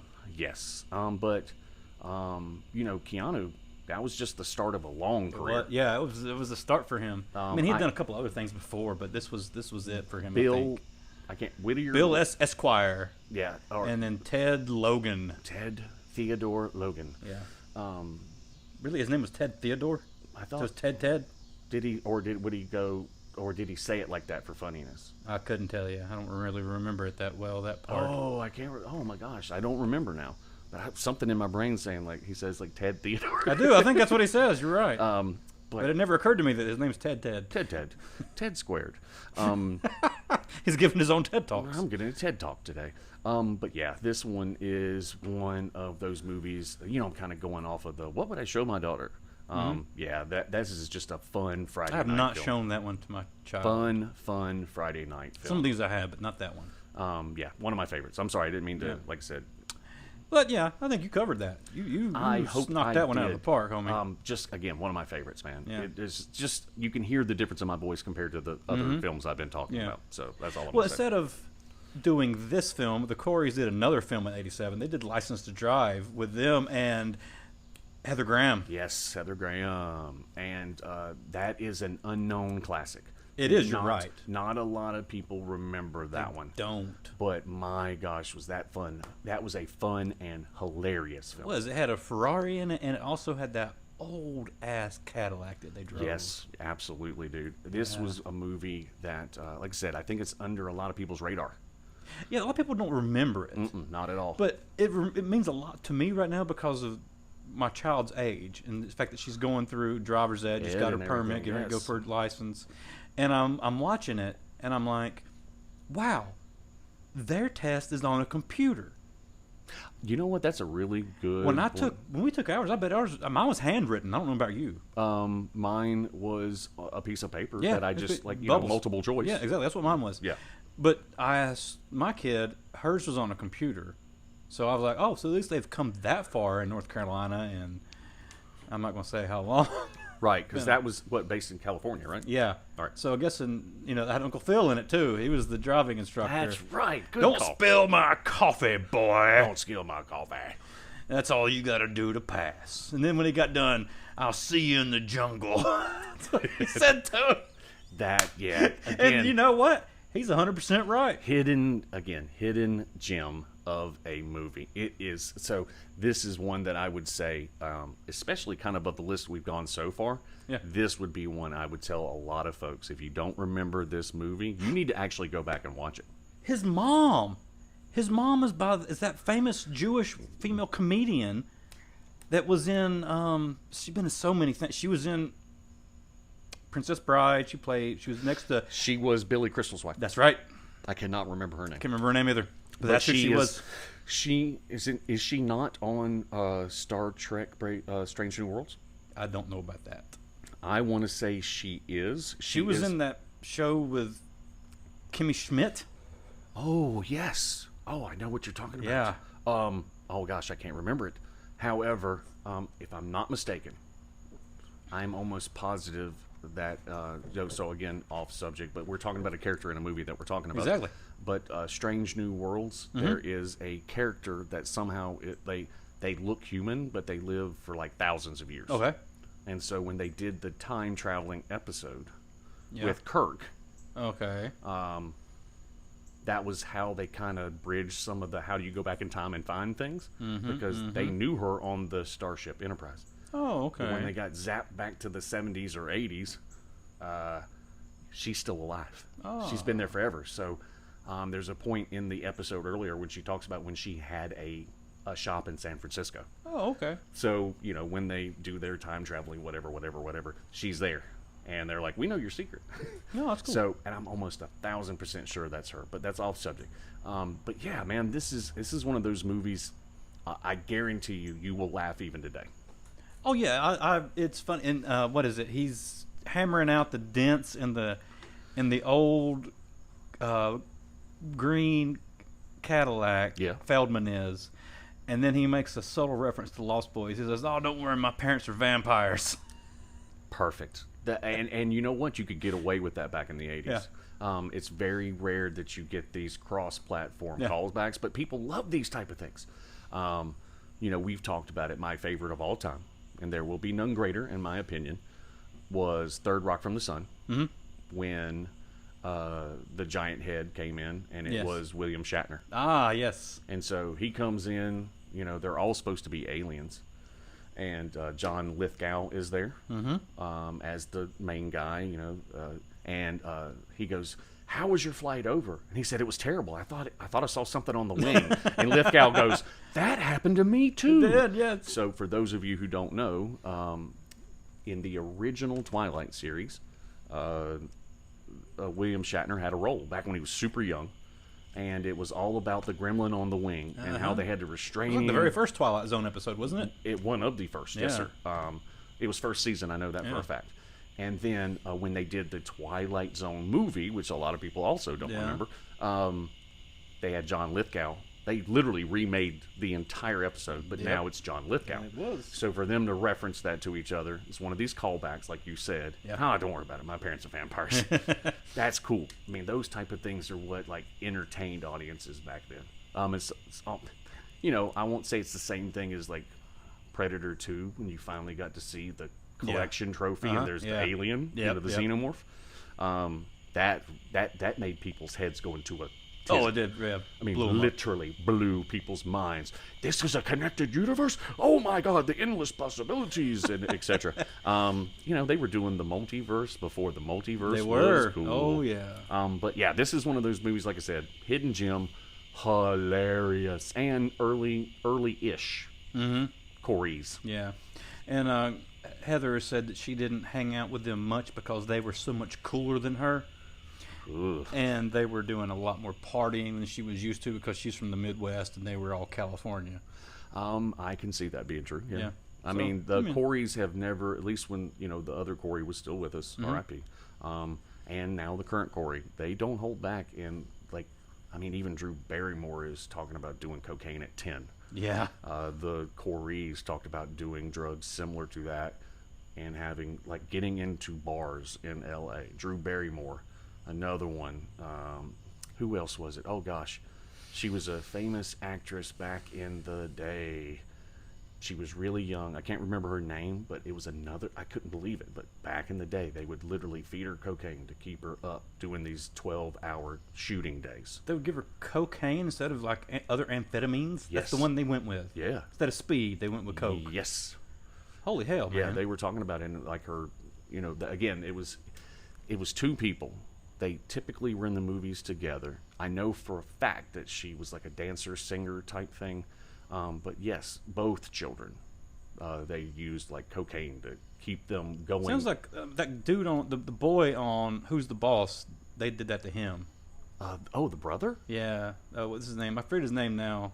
Oh Lord, but, Alyssa Milano and Tony Danza. They moved in, but Angela had a son, Jonathan. Yes, That I don't boy. know that actor's name. He was a touch younger than Alyssa Milano. Yeah, he was the younger Yeah. sibling. Yeah, so I have forgotten to look up her age because we've talked about her so many times. Who? Alyssa Milano. I think she's my age. Yeah, and I think he might be mine. How old is Alyssa Milano? Alyssa Milano is 50 years old. She's 3 Holy years. crap. Yeah, she's 3 years older than me. I'd never do that. I didn't either. I thought she was 45. I thought she was 47, 48 like me. Yeah. But I mean, it's not that big of a deal. But I didn't know she had crossed the barrier. The barrier. She's across the space-time continuum. There's no turning back. Oh, well, it's a big deal to turn 50, man. It's like is. turning 40. When you hit these...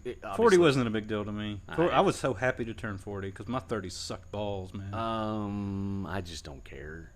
I mean, I'll be honest with you because, once again, our age is nothing more than the number of times that the Earth has successfully made it around the sun. That's true. It I has- think you had a better 30s than I did.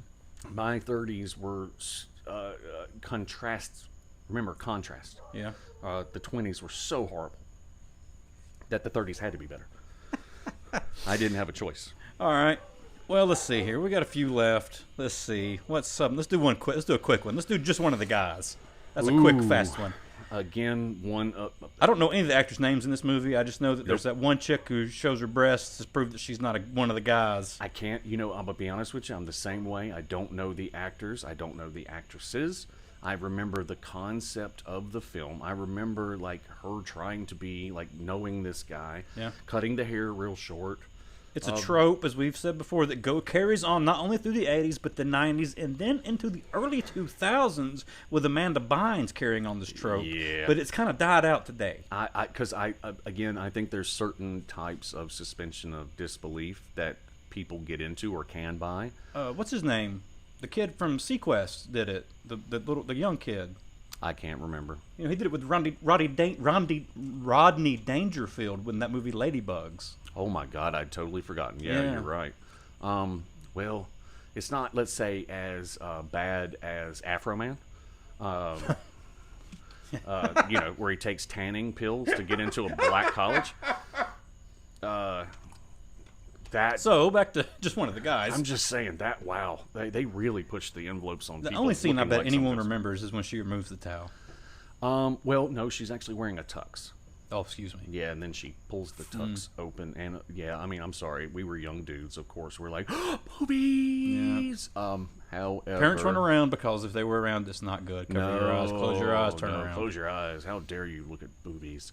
But what I would say is, though, the storylines were memorable, but I find it hard to believe I can't pull even one of these actors' names out of my ass. However, I remember the movie perfectly. It's crazy because All right, run it down for us because I don't. Okay, so basically, hot girl, Gotcha. hot dude, Check. too frenzy, wants to get in differently with him and like get to know him. Oh, I see where this is going. So she literally turns herself into cuts her hair short and starts dressing like a dude and befriends him and becomes like his dude friend. And then it gets really strange because there's all this stuff and they're going to prom and everything. And she kisses him before she reveals the boobies. Oh. I remember that being really awkward back then. And then, it's even more awkward when she pulls out again, suspension of disbelief. There's no way you're patting those down. I mean, No, she had some big ones. yeah. And so,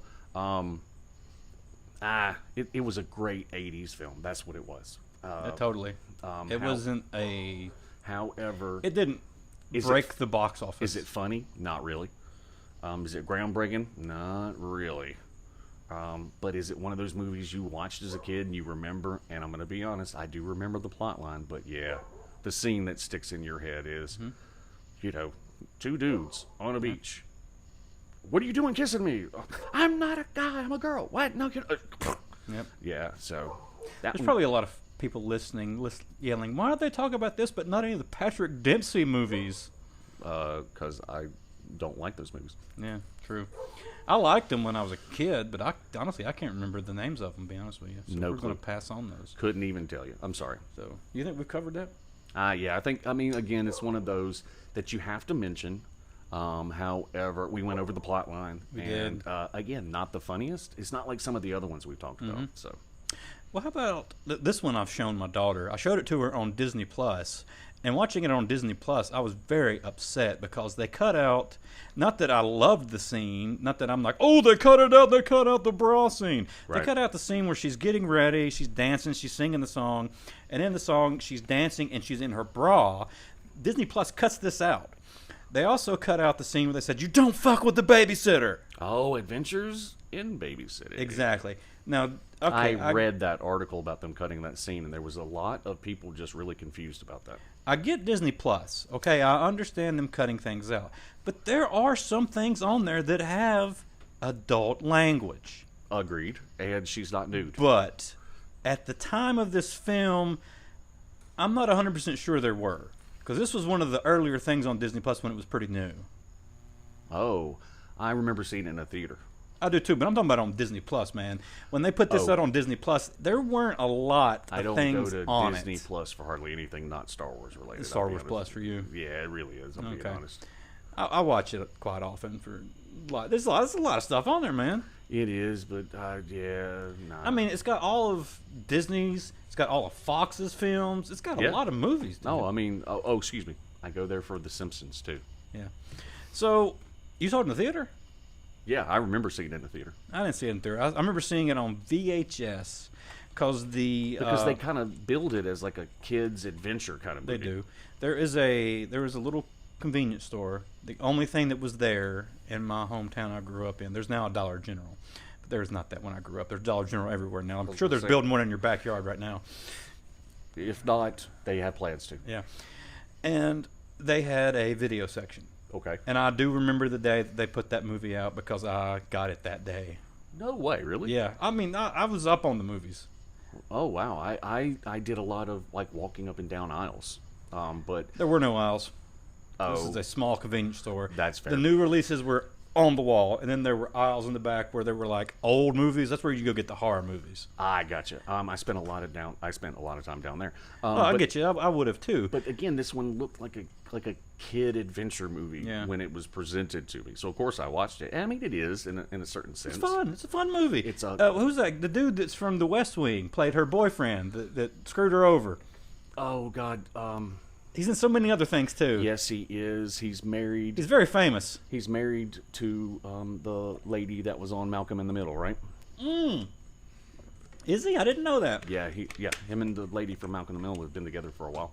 Or the mom from I Malcolm can't in the Middle. remember his name. I can't remember her name either. But anyway, he's in it. And then Elizabeth Shue. Early Elizabeth Shue. Yep. Still one of my favorite crushes from the 80s. Who's that other kid? Something Cooper's his name. I don't Bradley know. Cooper? No, not Bradley Cooper. Something Cooper. The two kids I know went on to do other things. I just can't remember Yeah. their name. But like, again, we're not doing research And like we Thor's in the film. Vincent That's right. D'Onofrio? Is that his name? Is that how you say it? D'Onofrio? Are we talking about like the bug from Men in Yeah, Black? that's him. He plays Thor. I had no clue. Yeah. Wow, that is a That's callback. him right before or either right after Full Metal Jacket. Full Metal Jacket. Yeah, Vincent D'Onofrio. Yeah. One of my favorites. He's Kingpin now. Yeah. And, you know, she's the babysitter. The parents have gone into Chicago for the night for some fundraiser. So she's watching these kids because her date checked out on her. And it turns out that she has to run into Chicago with all the kids because her friend lost her glasses at the Yep. bus station. Yep. So she goes in with the kids and, you know, heinousness ensues. Hilarity ensues. That's right. Um, Oh, dear Lord. just a power cord. No That worries. worked, right? Are we? No. No, we're not.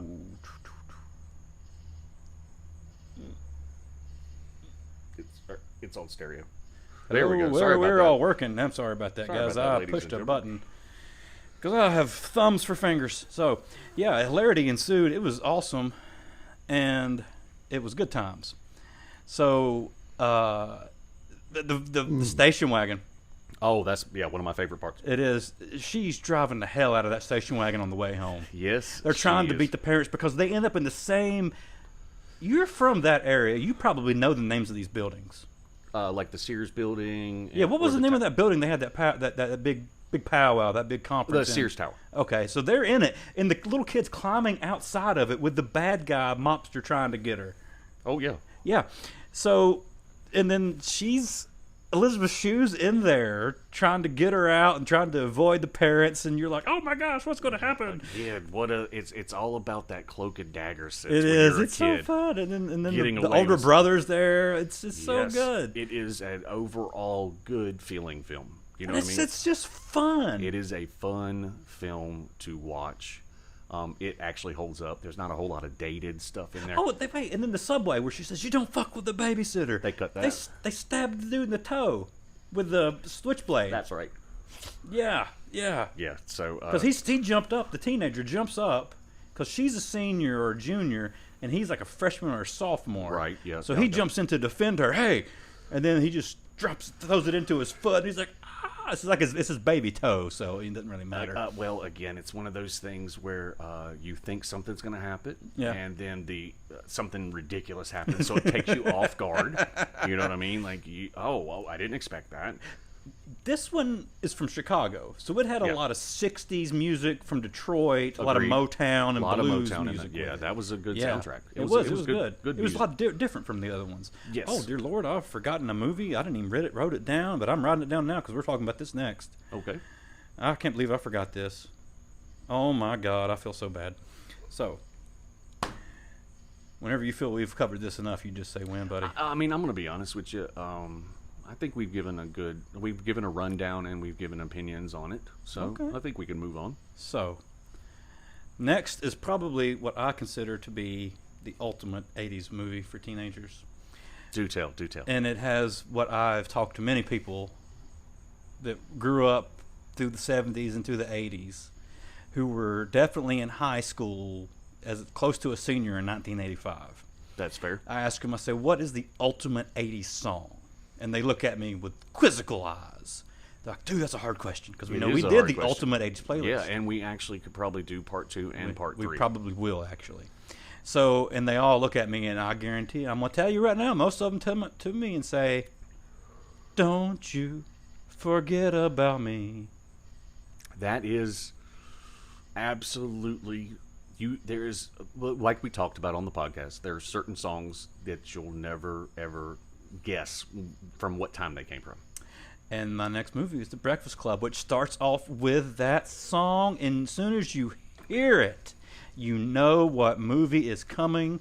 And it sounds so good now because it's been remastered into 4K, and the sound of that song echoing through your house to begin with and to end with as well, as he's walking off and does this at the football goal as he leaves. It just makes you feel young. Well, I feel like this, like Bill and Ted was for me, this is something that you're passionate about. So I'm gonna just let you go, buddy. I love this movie. God, I love this movie. I watched it like before I even decided we were going to do this. Break it down for anyone who might not know the. What? I cannot believe someone had not seen this movie. If you have, you need to go watch it right now. It is on Netflix. Go watch it. Seriously. Yes, it is spectacular. I mean, it starts off with 5 kids in Detention. Saturday Detention. Yeah. Which was a working title for us at one time for our podcast. Actually, it was. Yeah, it really was. Weekend Detention, which I cannot believe was actually a thing. I don't remember it during that particular time, but California did things differently back then. Actually, they were not in California. They were in Illinois. Were they really? That's where all of John Hughes' films were filmed. You know what? You're 100% right. I don't even know why I thought differently. Yes, you're 100% right. So I don't know. It's a bigger city. Yeah. So like when we would see movies where it's like a New York high school, I never really questioned the craziness because it's a New York high school. Yeah, I got you. So I kind of went with it with this as well. Yeah, totally. 10-4, man. So they're all there, and it's the vice principal, not the frill principal, and he's a hard ass, man. He is. You like it, buddy? I can give you 5 more weeks of this. One of my favorite memes about COVID, man. One of my favorite memes. You don't like this lockdown? I can give you 5 more months. I'll give you 5 more of it. That's right. There was one of my friends down in Florida. He hated it, and I kept sending that to him. I said, keep complaining. We'll just keep piling it on. Yeah. A lot of, I mean, God, the actors. I mean, yeah, you had every one of those 5 turned out to be spectacular. They were all the Brat Pack. Yeah. Yeah, Anthony Michael Hall, Ali Sheedy, Molly Ringwald. Yeah, you said it. Judge Reinhold. Yeah. No, he wasn't in it. It was the other dude. It was the black hair. The dude. The black hair, yeah. The dude, nose fella. Oh, my God. Yeah, him. That guy. I'm thinking about the guy from... Emilio was in it. Emilio was in it. No, the dark-haired guy. Yeah. I am getting him confused. Judd Nelson. That's why it's a play on... Yeah, that's it. Good call, buddy. They were all on Psych as well. Yes, they were. Because Psych has a big thing for this movie. You know what? You're 100% right, because I loved Psych. It was one of my favorite TV shows of all time. The lead actor and Ryan Reynolds need to get together and just do a random 80s trivia off. They do. Because that was his shtick before Ryan Reynolds really cemented it with the Deadpool. I mean, that was his thing, but Psych took it to a whole new level. The outtakes are just him randomly, and they just picked the best one. That dude's brain was huge. Yeah. But you're 100% right. They did the Flock of Seagulls haircut. They did. They did Tears for Fears. Tears for thank you. That was the one that. But yes, they loved anything 80s. But they did have a Oh my gosh, they mentioned this movie several times. It wasn't just one episode; it was several episodes. They filmed majority of it in a library because that's where they are for the detention. Is on a library. It's not the school library. They filmed it in an actual, Looks like a Chicago library up there. I can't remember which one it was, but they did that. And then the rest of it was filmed in an actual abandoned high school that they went and cleaned up. See, that's awesome. Yeah, and it's all filmed in those 2 sets. Majority of it is in the library. There's like a few scenes filmed inside this high school, so we have really cheaply filmed. Well, we have talked about this though. Back in the '80s, no CGI. You have to build characters. Yeah. Imagine that. So, I don't feel like at the end of the movie you don't know these characters like motivations and stuff. And one thing that most people don't get is when they're opening it and they're playing "Don't You Forget About Me," and they're showing you why everyone is there. Yes. And they go over the youngest one's locker, and it says, "I hate Mondays." Right. Most people don't get that. That was a big thing in the '80s. Yeah, it was a callback to one of the very first school shootings. No way, was it? Really? Yeah, it is. I'm going to be honest with you. I always just thought it was because of Garfield. No, it's called back to one of the very first school shootings, and it was a person who lived across from a school, and she just poked a hole in her window and started shooting kids going into school. Because she hates Mondays. And so what she said, she was mentally disturbed, and when they finally got her, they asked her why she did it, and she says, "I hate Mondays," and it was a Monday. Wow. Okay, that's kind of crazy. I did not And know he that. got detention because he brought a gun to school, Whoa. but it turned out it was a flare gun that he brought. Right. That's an automatic expulsion. Today, Yeah, I mean, if not jail time, yeah. depending on where you are. Certain states, you know, the one woman whose son went and shot the teacher in the belly. Yeah, I mean, she's in jail. yeah. You know, there's new laws that are making people responsible for what your children do. Yeah. Imagine that. I think it's a good thing personally, because it'll make you a better parent. That's for darn sure. That's true. However, you're right. I had totally forgotten about all this. And Emilio taped a kid's butt together. Yeah. Yeah, and Nerd boy. that was the nerd boy that Right. did the Hate Mondays. Right. Ali Sheedy was just there because she had nothing better to do, actually. I remember And that. the stupid vice principal didn't even know it. Eeyore of the group. Yeah, and I can't remember why Molly Ringwald was there. You know, I think it was for something stupid, like class related. Something in the back of my brain's telling Yeah. me that. And then Judd Nelson was there for Something Judd Nelson-y. Yeah, For who his knows? character. I can't remember off the top smoking of in my head. school. Who knows? Smoking in the boys' room. Yeah, probably. Who knows? But you know, it was great because they played music. There was a lot of music on the soundtrack. But the best by far was that one, Simple Minds. Can't disagree. Yeah, I mean, it really was a good soundtrack. And again, one of those ones that you're never confused what decade you're in. Oh, that's true. Yeah, it's dead solid middle of the '80s, And you can there tell was by a the certain dress. sound to it as Yeah. well. It just, a lot of those songs. So I'm going to call them GTA songs. Oh, that's very true, yeah, because yeah. you have the '80s station. That's very true. Very true. Man, something about music back in those days. But Okay, and we are back. You didn't notice it, but we went away. So here we go. In our last 2 movies, let's start off with this first one because I know you want to talk about this second one a lot. So let's go into one I bet most people haven't seen. okay, I don't even know the actors in this one, but 3 O'Clock High. love this movie. It's a good movie. It was a fun movie. I Another- remember it on HBO. That's where I watched it as Yeah, well. I yeah. did not see this one in the theater, but every time it came on, I watched it. Oh, yeah, it came on a lot. It is very, very funny. For someone that was in high school at the time, it was so appropriate because, there were still bullies in high school back then. Yeah. Nowadays you can become a bully, but back then we actually had bullies. Everybody knew who the bully was. And so Yeah. the dread, the existential dread of knowing you're going to get in a fight at 3 o'clock. Or, in this case, he's pretty sure he's just going to get his ass whooped. Yeah. Good gosh, that's so relatable to so many people. But yes, the whole trying to get out of it, the whole scenario of how he got into it in the first place, it's just a funny Didn't funny somebody have a film. set of brass knuckles? That does strike a bell, yes. Yeah. Was that like one of his options to try to end the fight quickly? Seems like it. I just don't remember off the top of my head. Somebody threw him a pear or something. Yes, but yeah, the movie in general. I got a pear in my funny, car. Funny, huh? I got a pear in my car. Do you really? I do. Oh wow. Okay. Well, good for you. You never know when you're going to need them. I prefer the extendo stick. That's true. That's less option to get you in trouble with the cops. Yeah, brass knuckles will get you in trouble. Yeah. The extendo stick, they're not gonna be happy with you, but they sell. They got the new ones now that you can literally beat an aluminum bat with, and it won't even take a bit of damage.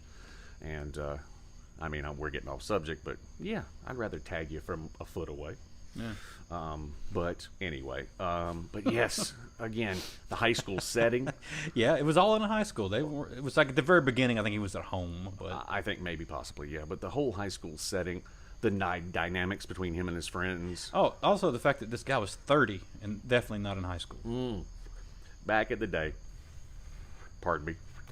Back in the day, I don't understand the casting choices back then because, it's sort of like 90210. When we got to that point in our high school, middle school roughly, man, like if we look at it today, we're like, that dude ain't 16. Yeah. But for some reason, it was so believable when I was 16. Yeah. I didn't see any age difference, but God bless. Yes, I look like that. Yeah, of course I look like that. I'm mature. I've got 2 hairs in my mustache. But yeah, just the whole dynamic. It was a really good teen, high school, middle school. I mean, it's high school at that point, but you see what I'm saying. The whole dynamic. Just God bless America. That was a funny film. That really It was very funny. It was. The bully was somebody who had been in a lot of movies, but I can't remember his name. And the other guy, the star, he hadn't been in much. I don't remember him at all. I know but the actor. girlfriend, He was on something called HBO. But the girlfriend, she was the girlfriend in a few other films. Yes, she was, and the name escapes me right off the top of my head. This isn't a top of the line film, so their names aren't Again, another one of the gems. Yeah, hidden gem. This is a hidden gem. This is another one I would tell folks. The Jewel in the Rough. Yeah, the Jewel of the Nile. Oh, remember that 80s film? Yeah. That's actually where I first remember Kirk Douglas. Off subject, but another good 80s film, though. Jewel of the Nile, rather. And then, what was the other one? There were 2 films. Yeah, I don't I'm sorry, remember it just the went other off, but there was the same characters. yeah. The Jewel of the Nile and then something else. Anyway. But yeah, we don't have to talk a lot about this one. But it was one that I brought up that I wanted to mention because this is one, like I said, when it came on HBO eventually, every time I could watch it, I watched it. It just made me laugh over and over again. Yeah, it was a fun movie. I enjoyed it because I always enjoyed a good fight. It never took itself too seriously. No, it didn't. And so the whole concept of it, a fight happening after school or whatever you want, again, anyone who was in high school during that time, I don't know anything about high schools nowadays. My mom doesn't teach anymore, so she used to tell me. And then Savannah is such a recluse that I never really hear about stuff. But there was definitely a lot of fights in high school. Oh yeah, me too. I don't remember. I don't hear my daughter talk about fights. My daughter saw one, and it scared her so bad she had to leave school, and she was not involved in it. Dude, I was involved in a couple of fights, but I can't say that I think my daughter would ever be involved in a fight. I know mine wouldn't. She'd crumple. Yeah. I mean that's not a bad thing. She's just, but I think a lot of kids nowadays are just so anti-violence. Yeah. I mean, which is again not necessarily a bad thing as long as you're prepared to defend yourself and your family. When we get to the point where I'm just so anti-violence, I'm just gonna lay down and let everything go. That's man, no, can't do that. Sorry. I never had the 3 o'clock high moment. Yeah, mine were always. There was never in this. I'll meet you. Never gonna meet you. I was like, I'm never doing that. 100% spontaneous. If it's gonna happen, it's gonna happen. I wasn't involved in a bunch, but the ones that I was involved in, it was somebody trying my limits. You know what I mean? That's what it always is, man. For people like us, that's what it always is. I specifically remember because the thing I would say, I remember the thing I said the most was, they get pissed off when you fight back. Yeah. You know what I mean? And then they're like, I'm going to beat your ass. And I'm like, so you just think I'm going to sit here and let you rail on me in front of all my friends. like you started this. I didn't. So I'm going to walk over here. If you follow me, you know what's going to happen. And some followed and some didn't. I tried my best to walk away. But I'll be damned if I am going to be your bitch. And I don't want to be like all machismo about that at all. But even as peaceful as I am now, there's just certain limits you're not going to push me past, especially if it involves other people I know and just blatant disrespect. That's true. I will try my best to walk away. But if you continually push that hot button over and over and over again, Yeah. like I said, it always confused me when I can't believe you did that. I'm gonna be. What do you mean you can't believe I did that? You just spent the last half hour doing it. You know what I mean? I allowed you to do it and laughed it off Yeah. to the point where you went one step further.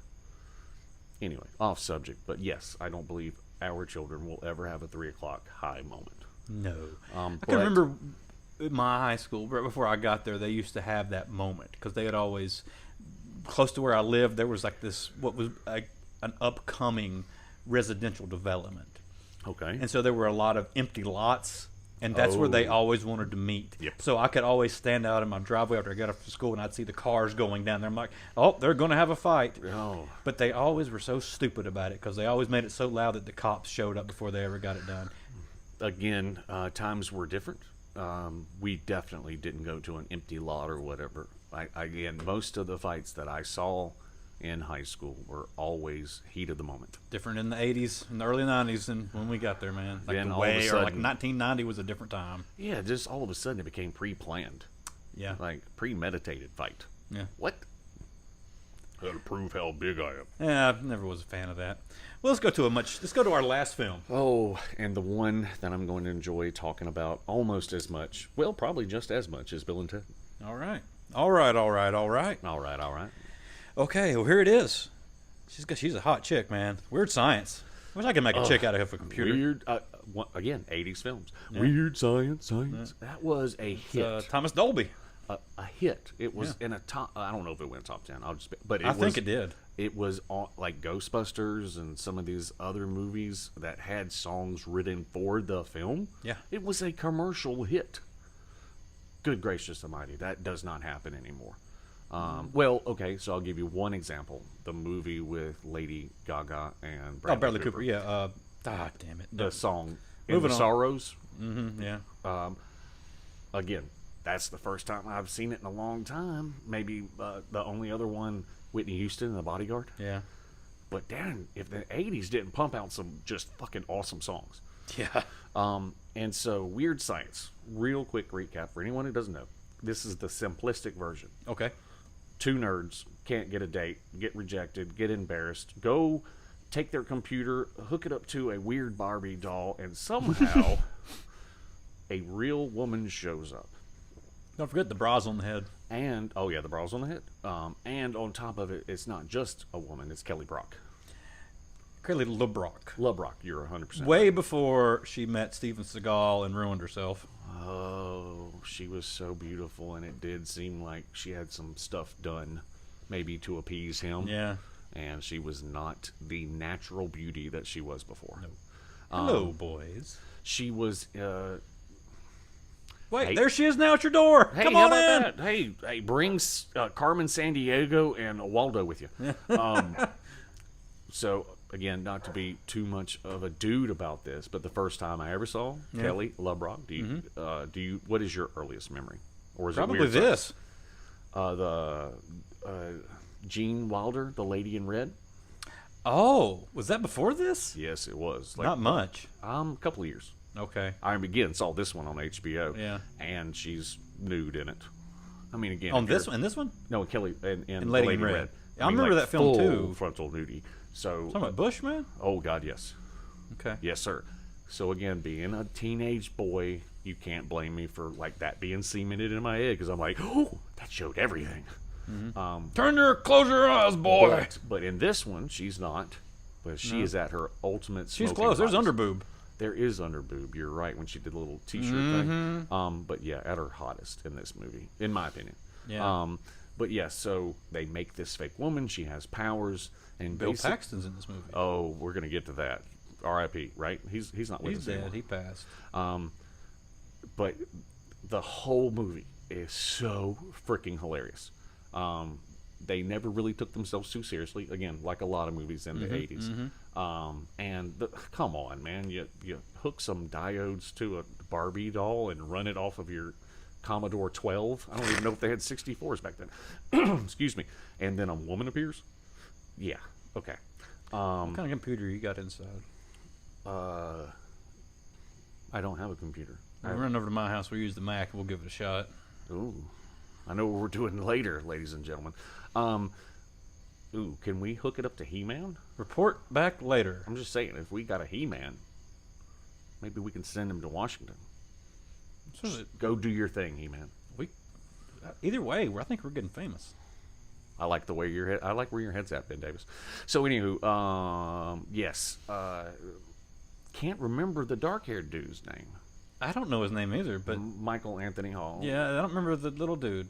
I just. Oh my God, my Little brain button just- nosed foot dude. Yes, dark features. Yeah, But yeah, so it starts out with the hot girls in school, Yeah. and then a party, and them getting embarrassed, yada yada yada, and then Damn. they make the girl, and then honestly, from that point on, it's just unbelievably hilarious because number one, they're as awkward as they can possibly be, oh God, yes. and so that's hilarious, and then.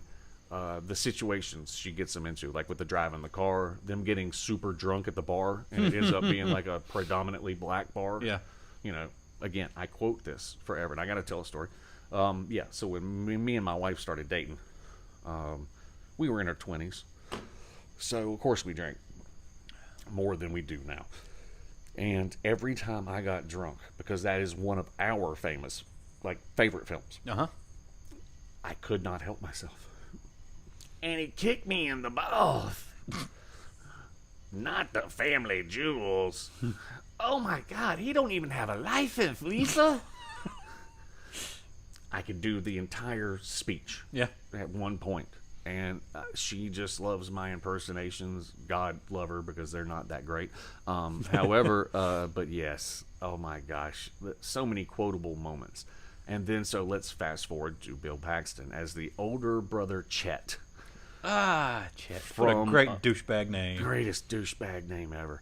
And then Sorry if he's your name's Chet. Yeah, we apologize. Not really, but he's a military guy, right? Or He was, yes. He was like at military college or yeah. military high school, whatever. I don't remember something which like that. Something like that. So he's working out. Oh gosh, the way he tortured him was fantastic. He was at his greatest. I mean, He was really, like a souped up version of the dude from Goonies. holy crap, you're absolutely right. Yeah. Yes, he was. But did a great job with that. Yeah. At least for me, never ever forget him being turned into that mound of that lump. Yep, big pile of poo. Just farting constantly. I'm sorry, please turn me back. You know, that whole scene is hilarious. And then, of course, they've got to do the "you didn't like me the way you were" when they try to make her boobs really huge because the jocks got in their ears Yeah. and they got popular. And of course, like any 80s movie, when they were their true selves, that's when the girls really started to love them. However, the rocket in the middle of the house at the end, yada, yada, yada. She ends up repairing everything before the parents get home. Yeah. So typical 80s thing. The parents aren't home. Well, she's magic. She is magic. She was made by magic. And then she ends up driving off at the end, you know. Yeah. Again, a closure. What kind of car was she in? I want to say a Ferrari. Had to be. It's 80s. It's either a Ferrari or a Corvette. Those were the big cars. I want to say a red Ferrari. Red Ferrari, red Lamborghini, red Corvette. Had to be one of the three. I agree with that. I don't remember that I would bet on. But I do remember enough to know that it was a red. Probably a Magnum. I think you're actually spot on. I'm not 100%, but I think yours. Was he in the side with his mustache? Come on, baby. I think I think she would have dug Magnum. Yeah, Tom Selleck's over there with all the chest hair. I'm just saying. She's rubbing her fingers through it. She can get rid of it if she wants to. He's like, ooh, She's magic. so much 80s in one car at one time. Oh my God! All they gotta do is pack in Joe Campbell, the Noid, And Gizmo. and Gizmo, and they got everything. They do. Uh, It's just too much. oh my That's God. 80s overload. My brain has just exploded. New Coke. Oh, dear God. Yeah, Matilda Bay. Sorry. Heavens. Yes, we went off on a tangent, but yeah, Woo! one of the funnier movies from that era. Yeah, it was funny. It was a true teen comedy. 80s teen comedy. Some of these other ones aren't so out much. of but all of the movies we've talked about. yeah. If someone asked me teen 80s movie, this is the one I actually point them towards. This is the one you're pointing towards. If they're in like my genre in terms of they like science fiction. Uh-huh. Now, if you're more of a straight-laced person, there's not even a choice. It's Breakfast Club, 100% of the time. Yeah. But if you were a little bit of a nerd, Yeah. just leaned a little bit that way, got to go with Weird Science all the time. That's a great little scientific endeavor to do there. I think I might try that with my daughter. It's one of those things. Try where it with yours and see what happens. Oh, I will do that actually. I think my daughter would enjoy it. However, Try with both. Ask her to watch both and see which one she prefers. However, I will say this about my daughter: she's weird when it comes to. Now I'm weird, so she gets it honest. But I remember showing her. We talked about this off mic at some point when I showed her Nightmare on Elm Street. Yeah. We were in the car. She had the iPad. I have Netflix and whatever, so she could just watch it outright. Yeah. Put the sound through the car. Said, "This isn't scary, Dad. Like, what's going on?" And I said, "This terrified the poop out of your uncle to the point where he had to jump behind the couch." And I said, "You telling me you're not scared at all?" "No, it's kind of corny." Yeah, it is. I don't like it. Wow. Okay, so that's fair. That's fair. I will take that all day long.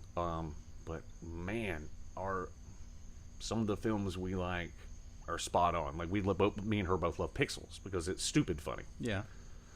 But getting her to sit through a movie is murder. The sounds of Nightmare on Elm Street scared my dog to no end. Charlotte got scared. It was my old dog Riley. Riley, I got you. Yeah, it really did.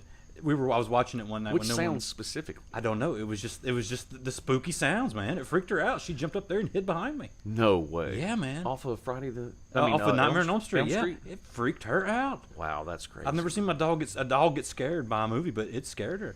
I've never seen a dog get scared by a movie, so I wonder what was in there that actually terrified the dog. I don't know if it was like the ching-ching-chings or whatever, but something got her. Huh, that's But, crazy. you But know- anyway, back to the watching Yeah. of the movies. I I think it's the short of the YouTube and the short attention span. my kid is she likes movies, and she likes them to the point to where she likes to critique them, and I've tried to get her to determine to become a movie critic.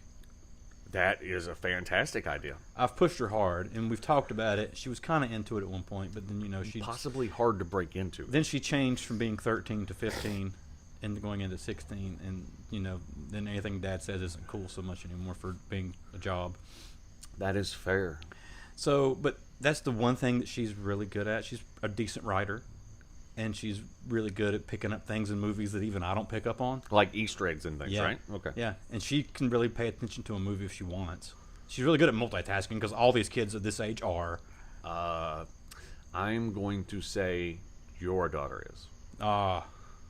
Some kids are terrible. Okay. They might be doing two things at one time, but they're Gotcha. only doing one of them well. Gotcha. Again, I've known your daughter since she was born. Yeah. So yeah, she's smart. She's smart. So, I've pushed her hard to do it, and this is going to be a neat little experiment. I think I'm going to try it on her. Breakfast Club and Weird Science. I'm going to try to get her to watch them both and see which one she prefers. Write it down on our production board. That way, we'll remember to talk about it. I will. In a future episode. Yeah, I'm going to make a little mark here. If I can remember this when I get home. It'll be late when I get home tonight. Since we're at our Winston-Salem office tonight. At the Winston-Salem recording studio, That's right. my back porch. As you can tell here on the YouTube channel. Our first episode outdoors. I know. First episode, not in your, your room. Yeah. Our little, Since the beginning. I know, our little neat little studio we've made. Oh, it's very neat. I love it. God bless. Sorry, I got the hiccups. I'm so excited about talking about weird. Well, I science. think we're pretty much done. I think we've covered it. The last thing I would ask is any of them. Excuse me. Any movies that we left out? The only thing that we have on our little to do board is Johnny Be Good, but the only thing about it is the couple of lines from the movie and the Debbie Does Dallas reference that we could talk about, but that's not a lot. You know, I originally brought it up just because of the high school thing. Yeah. And I remember the movie, but I'm going to be 100% honest here. I don't remember the second half of the movie. I remember the first half. Yeah. Because I he just gets remember- in trouble. He's yeah. possibly going to lose his scholarship. Yep, yada yep. yada yada. At That's the end, sad. he changes his mind and goes with the right one. That way, he doesn't lose his scholarships. Like the smaller school He versus does. the bigger yeah. school. Yeah. Mhm. He doesn't take any of the bribes. But I'm sitting here trying to think about any other movies during that time period. You we I went came over it before we started, and we Right. didn't come up with anything. And when we were talking about other offshoots that had teenagers in them, but they're not really teenage movies. No, they're not. And so, like, immediately off the top of my head, I just can't think. There's probably one out there that's really obvious, and we're There missing probably it, are. and whatever. However, in my brain, I think we've covered the topic fairly well. I think we did. Yeah, I think we talked about each one, gave opinions. We might. I have be- no idea how long this episode is. Me neither, because of the choppy. Yeah. Because we're in a different place, so the equipment.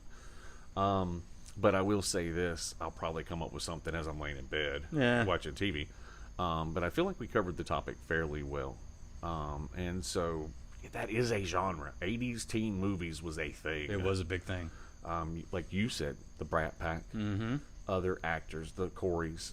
It was a good time. It didn't really take off again until the late 90s. I would agree with that. And I don't know if it's ever come back. Yeah. I mean, High School Musical. Yeah. I mean, I don't know anybody that actually watched that. My wife. Yeah, there were certain people, of course. But now, I mean, can you think of any recent, like, literally high school teenage movies? No. Like, technically, Wednesday, but it was a high school for the weird and gifted or whatever it was. Yeah. Harry Potter. Harry Potter, they were, technically they were like 10 or 11 or 12 when Yeah. they first started. I can't call that a high school movie. No. They even leave school and form the order and all of Yeah, that. it's true, they do. And so, there's been movies with teenagers in them, Yeah. but I don't remember like a super cool high school based funny movie in a pretty Well, long time. One show that did it was Wet Hot American Summer. Oh, That was a TV show. Now that you said TV, Yeah. Disney soaked up all of that. They did. They put it all out in Between, mass quantities. Sweet Life, Hannah Montana, Waverly, blah blah blah Yeah, blah yeah, blah yeah. blah blah. They did crush that market, They did. but I don't remember any movies coming out about it. Nothing that we would have watched. Yeah, I'm sorry, I'm drawing a blank, dude. Yeah. It's obviously the last 10 years has been very superhero-ish, Yeah. but I mean even like 10 years before that, I just don't remember any movies, let's say in a high school setting, Uh-huh. that were like, yeah, that's a teen movie. Oh, 100%. I'm with you. I don't remember anything. Fair either. enough. So, Well, I think we can wrap it up. I think we can. Ladies and gentlemen, this is Going Commando with the 80s Kids. As always, we appreciate every single listen, every single like, every single follow. Ben Davis is going to carry us out here like he always does and lets you know how to get in touch with us and or listen to us. So, as I always say, Ben Davis, take us out. And you can get in touch with us via email. It is 80s kids. Wait, it's commando 80s kids at gmail.com. And we are on all the social medias at Going Commando with the 80s Kids. You can find us there. It's including YouTube under the same handle.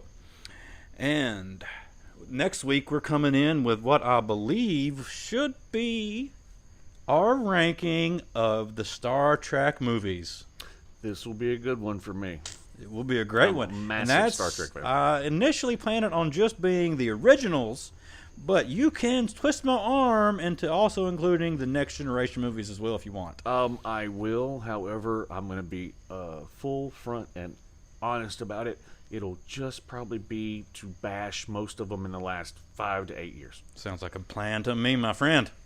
Okay, so, as always, Ben Davis and Carthy saying, until next time, take care of yourselves and each other.